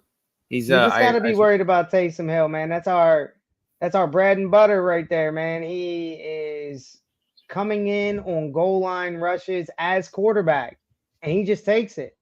So I harness my expectations with Jamal Williams for that purpose, but other than that, like, I think you were pretty spot on everything you said. You just got to be careful with him, because who knows what they're dialing up now in this offseason, what we're going to do with Taysom. It seems like last year they limited his passing, and every time he came in, it was just him running the ball, which worked, but you would see we got stuffed a couple times on 4th down because it was like the other team knew we weren't allowing him to pass it. And I don't know why that is, but to be honest, I think he should have started over some people. Yeah, he can throw. I think he should have started over our last 2 quarterbacks, and he didn't. And it, as a Saints fan, it made me mad, but maybe they saw something I didn't see. But you always got to be worried about him. But that's another reason why I think there's high score potential in that game. And I've also, I think I included them. I already placed a sports bet. I will give y'all my teaser bet that I placed. Okay, I didn't add them in. I was going to tell you they were in there, but my teaser, I do a 3-team teaser. You do a 3-team teaser, gives you 10 points for each team that you put in the teaser. I'm starting it off with Carolina Panthers plus 13.5, meaning they can lose by 13 and your money is good. Added in there Cincinnati Bengals plus 8, meaning they could lose by 7 or less and you're good. And then put in the final one was the 49ers at plus 7.5, meaning they could lose by 7 or better or less and you'd be good. That's my lock 3-team teaser of this 1 o'clock games tomorrow. I break my teasers down from 1 o'clock, 4 o'clock, and then no more for the late game or the Monday night game. I'll do like straight bets for that. But there's a little extra touch I'll add in here on the podcast, giving y'all a sports bet. There you go. Yes. So like when you're talking about your Saints, I got to plug my Texans tomorrow. I mean, they're going against Baltimore. It's there. Everybody, I feel like everybody's going to overlook us tomorrow. I mean, no Mechie 3 tomorrow. Jimmy Ward is out, which really disheartens me because I really felt like he was going to come in and help influence the San Francisco type defense onto the guys here in Houston that haven't actually been in it. But we have Sting on the outside, Derek Stingley, and we got Will Anderson coming in, and Jalen Petrie in the back end. I just feel like Jalen Petrie is in line to be probably, I think, one of the top safeties in the league, especially in this defense. So with that being said, going to the offensive side of the ball, I don't care what anybody says about Dameon Pierce. Like literally, I don't. They're saying that he's going to get about 65 yards tomorrow. I could just see that Baltimore sleeps on us tomorrow with the fact that we have a rookie quarterback. I think Dame goes for 70, 75, and maybe a TD. It may be garbage time. I don't know that for a fact, but I just feel like we're going to get slept on tomorrow just for the simple fact of CJ Stroud and they get in his head or whatever, right? Another somebody else that I would try to plug in a lineup, or at least if you're in league and you're trying to grab somebody off the waiver wire, Nico Collins is a hell of a pickup, dude. He's our number one. I know the connection, like 94% of the passes that CJ Stroud threw in the preseason were to Nico Collins. So he's a big target, big body. I mean, of course, we have Robert Woods coming out of the slot. I mean, Robert Woods is Robert Woods, but Robert Woods is older. He's there for veteran influence, but I feel like Nico Collins is a hell of a pickup. And then, of course, everybody knows the Dalton Schultz role. I mean, we're essentially running the offense that San Francisco run last year because we took their offensive coordinator, the Kyle Shanahan offense. And what did they do? They get the tight end open in space.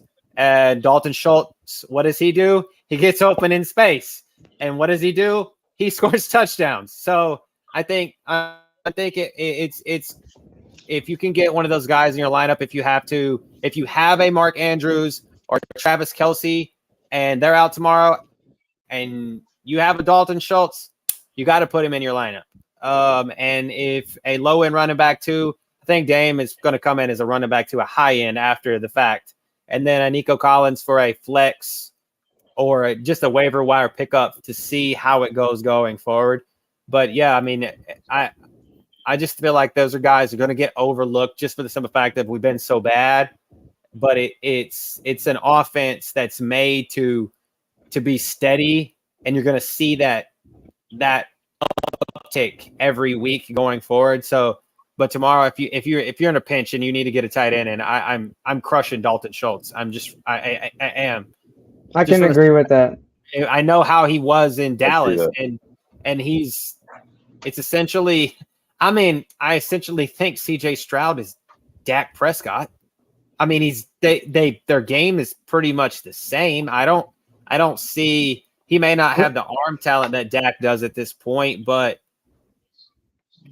Dak Prescott may have run when he come in out of college. He had run the ball a little bit more, and he had the Dan Mullen influence coming out of college. But it's I think it's kind of we're going to end up seeing this apples to apples Dak Prescott type, CJ Stroud type quarterback together. So I think my research is spot on with what you're saying. I think Vegas has it wrong and has you at like 10-point underdogs, and I think that the game is closer than that. I think y'all put up a good show.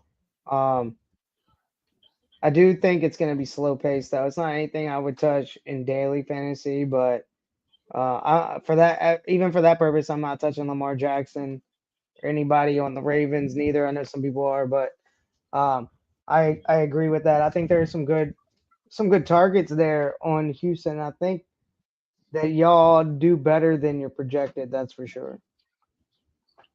Yeah, I agree as well. I see that game a little bit closer, but I do actually see Lamar having a little bit more space to do some things, given the fact that is a new defense. And so it takes time to really understand how to deal with the various offensive formations that you'll get and the checks and everything that is required to really to bring the 49ers style defense to Houston and really run it effectively. So I do see a little bit of room from a fantasy perspective, but as you were saying, I see that game a little bit closer than probably what the pundits have. I mean, we're both running new offenses. I mean, Baltimore is bringing in Todd Monken's offense from the University of Georgia, so we may not even see the Lamar Jackson that we're used to seeing. I mean, because it's air it out running style football. So it's more pro style football than what Lamar Jackson is used to playing in the past. He's got to play out of the pocket. It can get moving out of the pocket as if like what Stetson Bennett did at Georgia. But I mean, we're looking at supposed to be looking at the receivers more down the field as opposed to, oh shit, I need to take off running, or let me find Mark Andrews sitting here wide ass open. That's just and that I'm afraid that it's not gonna be the same. Now we could essentially have the we're gonna move Mark Andrews out here and make him Brock Bowers, which if that happens, that's golden. Like that will work 100% for this offense. Yeah. But I don't see. I think it's going to be closer than like Phil just said, because we are both running new offenses and we're not firing on all cylinders. I think where they excel against y'all is going to be rushing. I don't think it's going to be passing. Yeah. I don't even think it's going to be Lamar running. I just think Dobbins is going to, have a field day on y'all. But with that said, I think the game's closer whether he does great or not. I mean, he could have over 100 rushing yard game and a touchdown. And the score be 7-3. Like, doesn't mean that they're gonna crush y'all. I just think that I don't think that they eat you up with Mark Andrews or anything through the air. I think it's gonna be on the ground. Yeah, that's good. I was hoping for some questions, but we haven't got. Yeah, I think we went live so late that we haven't got many questions tonight. There was some comments, no questions. I mean, if anybody's got a question, shoot it. We'll try to answer it. I think we covered everything. Now we covered almost all the games. We got to a lot of the big topics. The weaknesses of the games, the strengths of the games. I mean, in season long, you have no choice sometimes, but to play who you got. So with that first week, it's always going to be a little funky. Correct.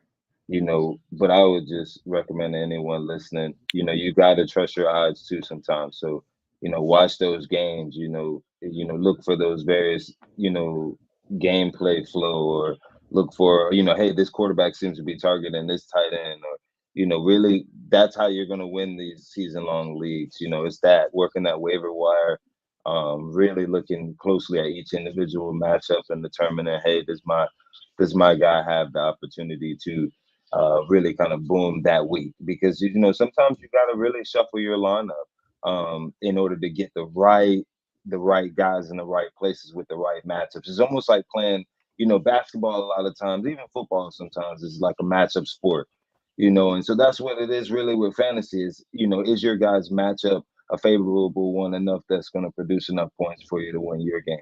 And so you're really looking at seven whatever different favorable matchups each week. I was already burned with one so far, but I'm hoping if I can win my other 6 or 7 battles, I might be all right. You got to maximize, and you got to maximize bye weeks too. I mean that seems to be the bye weeks. That's something that's going to kill me this year, is because I feel like we talked in a podcast before that and it may have been off air, I can't remember that. I feel like this year that the higher end talent, and I say the higher end talent, or the household names that we're looking for in fantasy this year, are all somewhere in the same neighborhood of bye weeks. So like that, if you go and look, that week 7, that week 9, like week 13, those are crammed full of bye weeks of top end talent. And you're like, who am I supposed to get when there's like 7 teams that we need the players off of on bye that week? So it's going to be like Mad Max injuries. Mad Max. I'm trying to get enough W's in place so that by that point I will almost have a game, because I think week 13 is that week for me. I think I have 3 players, starters out that week in my 12-man in the 12-man league. Injuries, man. Injuries. So get you paid, man. You could scoop up some backup running backs, working that waiver wire. That waiver wire with them injuries. Season long is going to be the difference. And having those players in place, so then by the time that bye week comes around, you're able to throw those guys in there and potentially keep it moving, and still be able to pick up a W that week. I do see a question. Those guys in. That's a hell of a question. I like that one. I'm actually gonna put it on the screen so everybody can see this. if I can make it pop up there. So I don't know about but in cash playing that guy, but Musgrave. So he's the tight end for Green Bay. Is I Tunyon out? I don't know about cash. Just because in Is cash I Tunyon want high still there? ownership, right? No, he's not, or he's injured or something. I think Musgrave is starting. I Is think he's Musgrave on the gone? no Tanyan is not with Green Bay anymore. Tanyan's not there. Actually, I think he's playing against them, right? He I is didn't with know the that. He was on Bears. Chicago. Yeah, he's playing He is with the against them, Bears so now. it's revenge Oh. narrative for Tanyan. Wow. Okay. But I like my tight end. I mentioned earlier is going to be Juwan Johnson for the Saints. That's my sleeper. That's not my cash. Yeah. For cash, I'm obviously going to go with high ownership. Could be Njoku, which is looking like right now he's, not too expensive, and he's the highest owned tight end. Musgrave is a little lower owned. I don't think he's a bad play for cash. Definitely think he's a good play for GPP. How much do you trust Jordan Love here? I guess is the bigger question than it is how much Right. you trust Musgrave, because I remember watching Jordan Love in the preseason this year, and I did see some effective movement, but I don't recall a lot of sort of plays designed specifically for the tight end position, and so when you have a quarterback like Jordan Love, who you really have very little game tape on, very little from a fantasy perspective.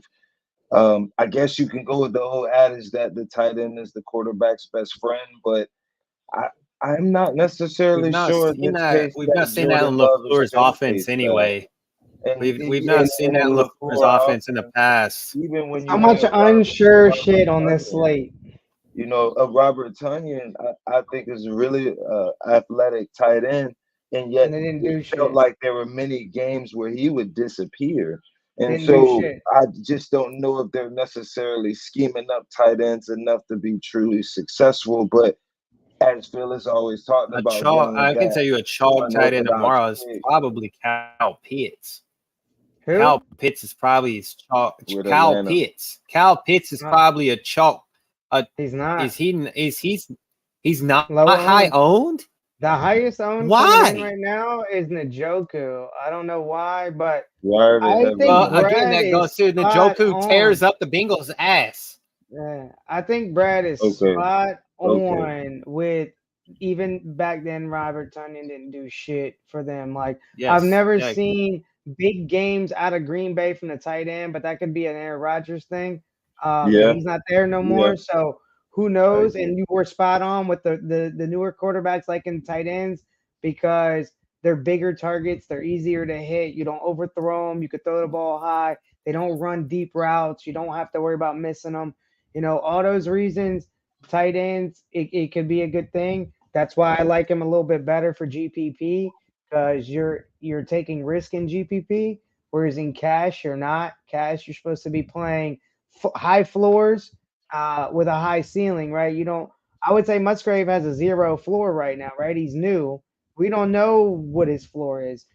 In cash, you want to have a floor guy. I think Njoku What about Higbee sets tomorrow? the floor. Higbee's high owned. I like him for cash. He's still with the Rams, right?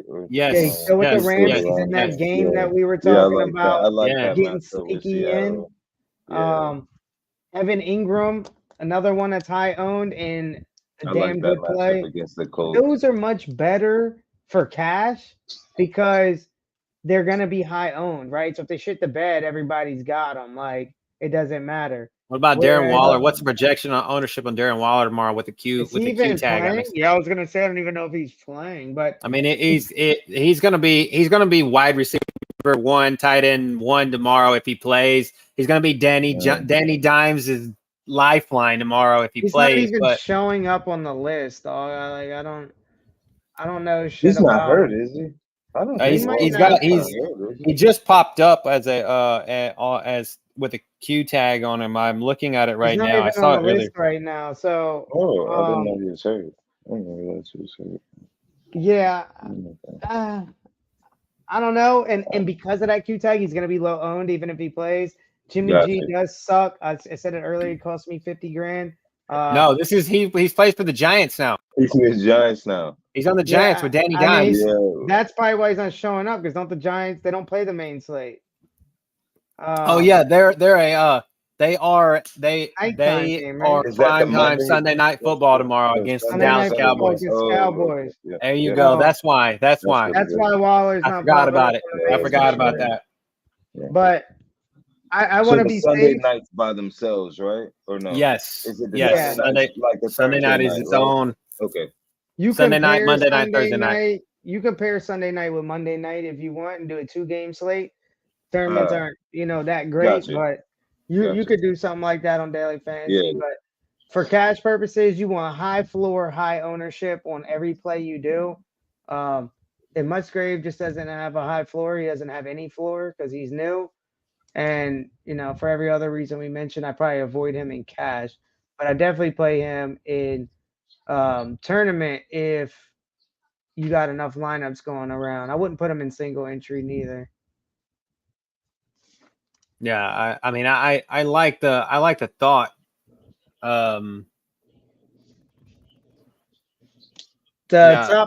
3 running backs for 3 max. Rashad White. I like Miles Sanders. Josh Jacobs that Brad mentioned earlier. Mostert, I think are all in the runnings with each other for top running backs tomorrow that aren't crazy expensive. Let me see. You could do, I think the problem with Jamal Williams is ownership is too high for somebody like Taysom Hill who can come in and steal his touchdowns. So I wouldn't play him in 3 max. Austin Eckler is a good play in 3 max. Just kind of scrolling through the list here. If there's anybody else I like. Joe Mixon, I love for 3 max. Maybe when you do 3 max, Phil. When you do 3 max, Phil, where are you trying to get is like with that as opposed to a regular just old fashioned 20 max or 150 max? So if I'm doing a 3 max tournament, are you trying to blend between a somewhat cash-ish lineup? Yeah, you're gonna be more cashy than you are GPP. You're gonna have like a pump play or 2 not pump plays but lower owned plays that are kind of definitely contrarian versus a straight up GPP lineup. You got a lot, like you're thinking about stacking a fucking game that no one's even looking at, like I've already been talking about with the Saints game or the Rams in Seattle game, the Buccaneers in the Minnesota game. Like your GPP, you're looking at crazy shit. You're trying to be as different as you can. 3 max, you're trying to be chalky with a play here and there or there that is puntish, is just one super pump play. Like your super pump play could be I don't think Musgrave is a super pump play. Maybe Tutu Atwell would be somebody like that. And it's how you get it's how you get a little bit different, but it also depends on the type of 3 max you're in. Are you talking like a 3-man tournament, like a 3-man sit and go where it's just you and 2 other opponents? Or are you talking about a tournament that's got 5,000 people in it, but the most entries you can put in is 3? I think he's thinking just 3 total people, me versus Cody and Brad. That would be a 3 max. I would play that chalky with a pivot somewhere, so that way I'm a little different than them too. Gotcha. I would say Eckler is not a lock. He's probably a lock in cash. If you want to lock Eckler in cash, I'd say not a lock in chalkboard ownership? The ownership on Bijan Robinson tomorrow for Atlanta. I want to know. I want to know ownership on Bijan coming out that he is probably the highest. He's the highest drafted rookie running back that we've seen in a long time. Since Saquon, right? Yeah, I think so. He went high. I remember pretty high owned. He's 13. He's almost 14% owned. He's number 5 on the list. Yeah, that's and he's going to light it up He's gonna light it up, but he's gonna be chalk. He's gonna be chalk the whole season. That's why I like the Kyle Pitts play. You think he lights it up against Carolina? Yes, yes. I'm saying against Carolina, and the simple fact of the matter is Desmond Ritter's ass is gonna be running for his life all day tomorrow because I can see 14 for but what about in the touch? Isn't Cordell Patterson still on? Cordell Patterson has been relegated to his own position now. I read an article. I read the same thing. But article last night. It's a made up position called Joker, which in my head, the Joker is a defensive call. Like that's a joke. A Joker is a linebacker or a safety that plays in the box. Yeah, but now Arthur Smith created a role because he did not want to disrespect Cordero Patterson because Cordero Patterson carried him when he was he was carrying him. But about Robinson though, he's got Algier. He's got Algier. And so he didn't want to disrespect him and say, "Hey, we're gonna make you the third running back on the depth chart. So we're gonna make you this shit called a Joker role." Which I was thinking like, you think it's a Taysom Hill role? I think Percy Harvin role. That's who he's gonna be, and Brad knows who Percy Harvin is. So this is gonna be a Percy Harvin type role, I think, for Cordero Patterson. The people watching, what is the Percy Harvin role? More of those like jet sweeps. Is that what you're referring to? More as he'll line up. He'll line up as a running back. He'll line up as a wide receiver out wide. But he's not listed, right? He's not listed as a wide receiver. He's not listed as a running back. He's not listed as a tight end. He's not listed as a kick returner. He's not listed as anything. Yeah, I saw that article. Go out there, run a route, throw a block, get a touch. That's it. What if it's get a touchdown? What if it's one of those sweeps on the goal line? I can see that, but I just don't. Forward and it's a touchdown. And now Robinson, he's high as fuck owned, and he's not getting you the touchdowns because. I'm just saying. I just think that Bijan is. It seems like it's basically Taysom Hill's role without the quarterback play, basically. It's all of the run, like you were kind of saying last year. All he's doing was running. It's basically that, lining up in more, wildcat style roles. I think that's most likely what he's going to end up doing with him. But you're only going to see that maybe 5 times a game, if that.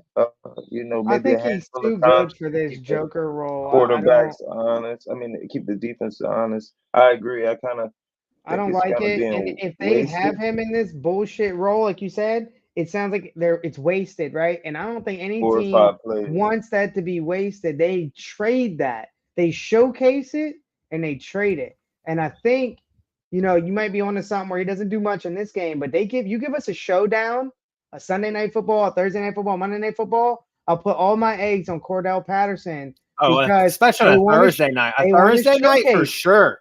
A Thursday night, I agree. I agree. Ask for a trade, and he's the one who gets all the touches, all the touchdowns. He looks like a star, and now they're trading him for like a first-round draft pick to some bums because they think he's so fucking great. I mean, he is good, but I guess he's not. He's getting old, though. He's getting old. He's getting old. Yeah. He popped off last year, man. Old or not, you have to show me you're weak in your bones and your strength. The beginning of the season he did, but in the end of the season before he was good. Last year, closer to the end of the season, he started. He didn't play much, and at that time, Algier was starting to take over that role, and then they went. Yeah. And then they went out and drafted Bijan Robinson. Injured though, I thought he was nursing an injury. I mean, he was getting, like I said, he was starting to get old. And I mean, Jay's right. He does have 2 touchdown upside, and that's if we're talking about ownership, right, and we're talking about GPP. Here's your game. Here's your slate breaker, right? Bijan Robinson is the 5th highest owned running back on the slate, and your dumbass puts in Cordell Patterson and he gets you 2 touchdowns. I don't know that. I don't know Patterson. Maybe Algier. I agree with Algier. I just don't part of me just feels like this is just Arthur Smith's way of saying, hey, man, I'm putting you out to pasture, but I'm really not going to – I'm not going to disrespect you and say you're running back 3 because we don't carry three running backs on our offense. We just don't. We're in a spot now where in the NFL we devalue the running back, and if you're third on the depth chart, you might as well just go be practice squad. That's just it. So I feel like this is just Arthur Smith. I mean, you say that though, but Brandon Bolden has lived his whole career in that spot and came out in the Super Bowl and got like 4 touchdowns. He played for Bill. He played for Bill Belichick he cooked though in Super Bowl. He was a slate breaker. He had 3 touchdowns. I'm just saying he did that shit in for Bill Belichick with the Patriots, which I Brandon Bolden, like I said, he's a great guy and we've met him a couple different times and hung out with him. But yes, that Brandon Bolden. He's like that wild unicorn. He's the exception more than like I said. He's like that wild. He's that wild unicorn that we captured and just happened to say, "Hey, bro, you're going to go bounce around the league, play third string running back for the Patriots and the Raiders and the Dolphins and back to the Patriots again and back to the Raiders again. Whatever you're going to play, you're going to be a role player." And that's what you're going to be at. And you're going to be great at that role, whether it's on special teams, on 4th and 77. He shines on special teams. But I don't know. I see I see Cordell Patterson still being relevant, but I might be onto something. It may only be like primetime game Thursday night, Sunday night, Monday night football on an Atlanta game. We're going to see tomorrow. The Robinson Cowboys lose tomorrow. I hope so. I think Danny Dimes gets it together with Saquon and I thought that on that game which we're not really covering it, but I thought CD gets his, Tony gets his, but on the Giants side, I think that Paris Campbell might be a sneaky play tomorrow night. Yeah, Jay's a Dallas fan. We got Dallas fans, so I don't trust Mike McCarthy. I see the reverse. Actually, I don't see Mike McCarthy. The Cowboys actually beating up on the Giants tomorrow. Damn, I don't know why. A different opinion in here. I actually do. I think Dak is in a proven year, man. When your boss brings in some quarterback from the 49ers who kind of, that's basically the bargain, the wish.com version of yourself. Has your attributes. You start probably feeling some type of way about that. So I think that actually Dak Prescott does come out and puts up some points on this defense against the Giants there. I know that they got Wink Martindale and he's blitz heavy. But I think that blitz heavy may actually come back and burn them tomorrow. Just given again that with that offensive line being able to basically pick up that blitz style scheme, I think you'll see CD in some one-on-one coverages. Is this a new offense for Dallas too? It is a new offense for Dallas. So Mike McCarthy, their coach is calling the plays now. Yeah, I think Mike though. I mean, he can scheme it up on offense, and so. I think time management skills are mediocre at best. I agree with the time management. No Tyron Smith. No Tyron Smith tomorrow. I don't know. I feel like wait. The Cowboys have my man Brandon Cooks, dog. Yes. My man made me money. I can't bet against Brandon Cooks. I will bet against Brandon Cooks is crying ass every fucking day, dog. Every day. Oh, I like that. I can't lie. No, thank you, sir. I'm not. I feel some type of way about Brandon Cooks. It's going to be CD who, because I'm telling you right now, ain't nobody on the Giants defense fast enough to keep up with Brandon Cooks. Nobody. Brandon Cooks. That doesn't mean anything when your quarterback was going to overthrow you. He can't overthrow Brandon Cooks. He's too fast. He overthrows CD Lamb. I'm talking about over his head. Like I'm over his head because Dak Prescott can't hit the broadside of a barn. I mean, but I think he's fast enough to get downfield to catch that overthrown ball, whereas somebody like CeeDee Lamb and Gallup isn't. Brandon Cooks, he was one of my favorite players when he was on the Saints because of how fast he was, and he showcased it everywhere. He showcased it for your team. I Yeah. feel like you're just salty. I'm not gonna lie. He cried and said he wanted out. Yeah, that's he why cried and like said him. he wanted out. And that's fine. You don't want to play for me? I don't have no time for you, dog. Like Texans are.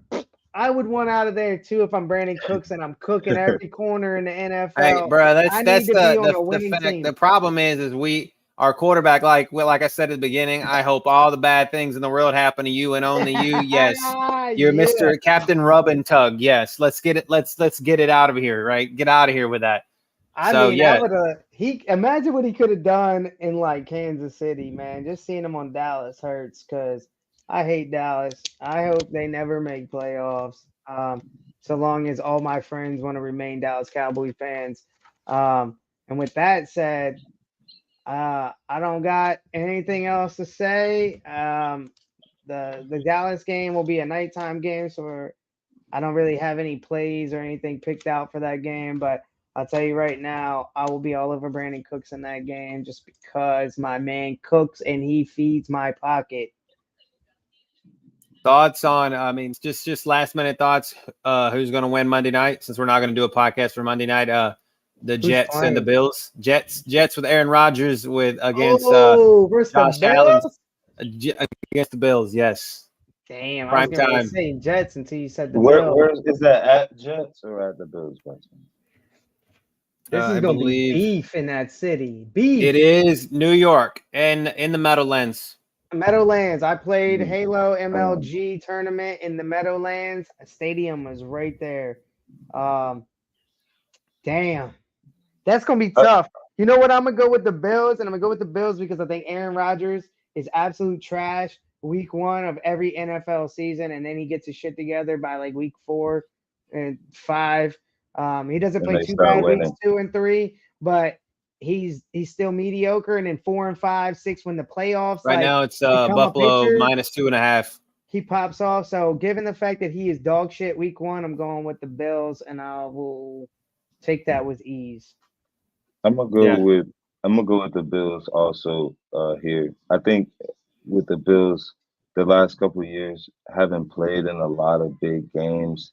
This is fairly something that they're used to, given the last couple of years, even playing in the AFC Championship game. So I think that Josh Allen and Diggs will have enough plays that they can make to win this game. I think it's going to be lower scoring, but I just think that they make 1 or 2 more plays than the Jets, who are still trying to figure it all out on offense.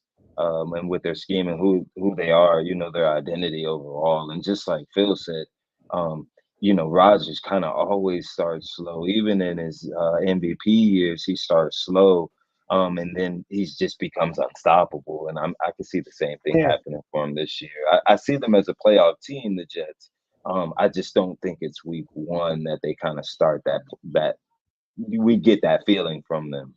But the defense keeps it close. Correct. I think the Bills win here. I think it's I like what I see here. Jay says 24-20 Bills. I can see it being that close. Yeah. Right now, what I saw was -2, and I saw it was -2.5. I can see that the Jets keep it close, but I don't trust that offensive line. We all know what Aaron Rodgers does with a shitty offensive line. He's never had one. I mean, when his guys are out, like Bakhtiari was out most of the time in Green Bay, he doesn't have somebody blocking for him worth of shit. They're worried. They're hoping Dwayne Brown's almost 40-year-old ass is gonna protect Aaron Rodgers' blind side. Are you kidding me? That's another one I feel some type of way about. Dwayne Brown's old ass can go out the pasture too. Like literally, get out of here, dog. Like Aaron Rodgers is getting cooked. Even without Von Miller, the Bills secondary is pretty good. I mean, Tre'Davious White, Jordan Poyer, Micah Hyde's back, I think. They did lose what's his name? The linebacker at Chicago. Edmonds. Yes, Terrell Edmonds. Yes, they lost him, but I still feel like that the Bills take it just because the offensive line of New York is terrible. I mean, their defense is good. I have them in half PPR league. I just don't know. To be honest, I could see them losing by. I could see the Jets. DJ Reed like just said that they have the 80. They could be as good as the 85 Bears. I'm like, bro, that I feel like that is Vince Young 10 years ago saying that the Eagles had a dream team with Mike Vick and all of them. I feel like dude tried to call a shot and may have shot himself in the feet by saying that. So, I mean, Sauce Gardner is maybe arguably the best corner in the league, but was last year a fluke. So we'll see. I think the Bills win. So it's hard too to play great defense consistently with the way that the rules are made to really help the offense to be successful. It's not the same style rules that the 85 offense, or excuse me, the 85 Bears defense was able to kind of bend off of, where you really can get your hands on a guy, past 5 yards. Even on that 2001 Baltimore Ravens defense, it's the same thing.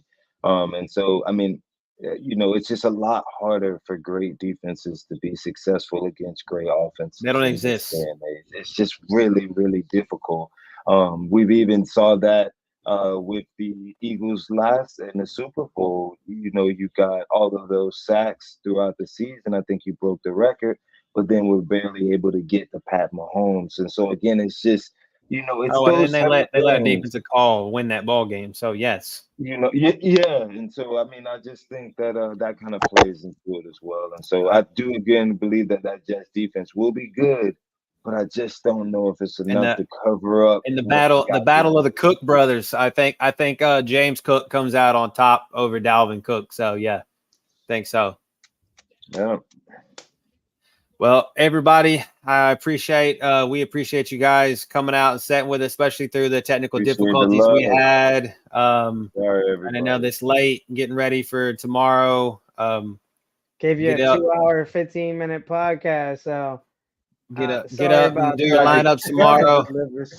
Try to deliver some content, right? Yeah, we covered a whole lot. Every game, every stack, everything we like. Hope y'all take it, enjoy it. Last week podcast we were pretty spot on with about 3, 4, 5 things we mentioned in here regarding players and outcomes.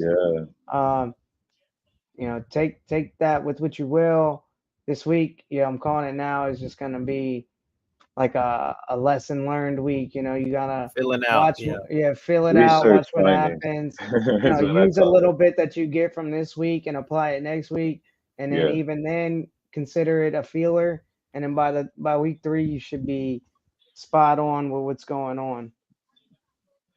I agree. And if anyone has any suggestions on stardom sit-ems, if you got anything out there, please shoot it over to us. We'll all take a look at it, get you over some advice to help you better your league. We're trying to build winners over here. We're trying to create a winning league, a winning program, and we want to get winning advice. Correct. Yeah. And I agree with that. Olive in the Millie winning lineup. I mentioned him earlier along Mike Thomas. So, I do agree with that.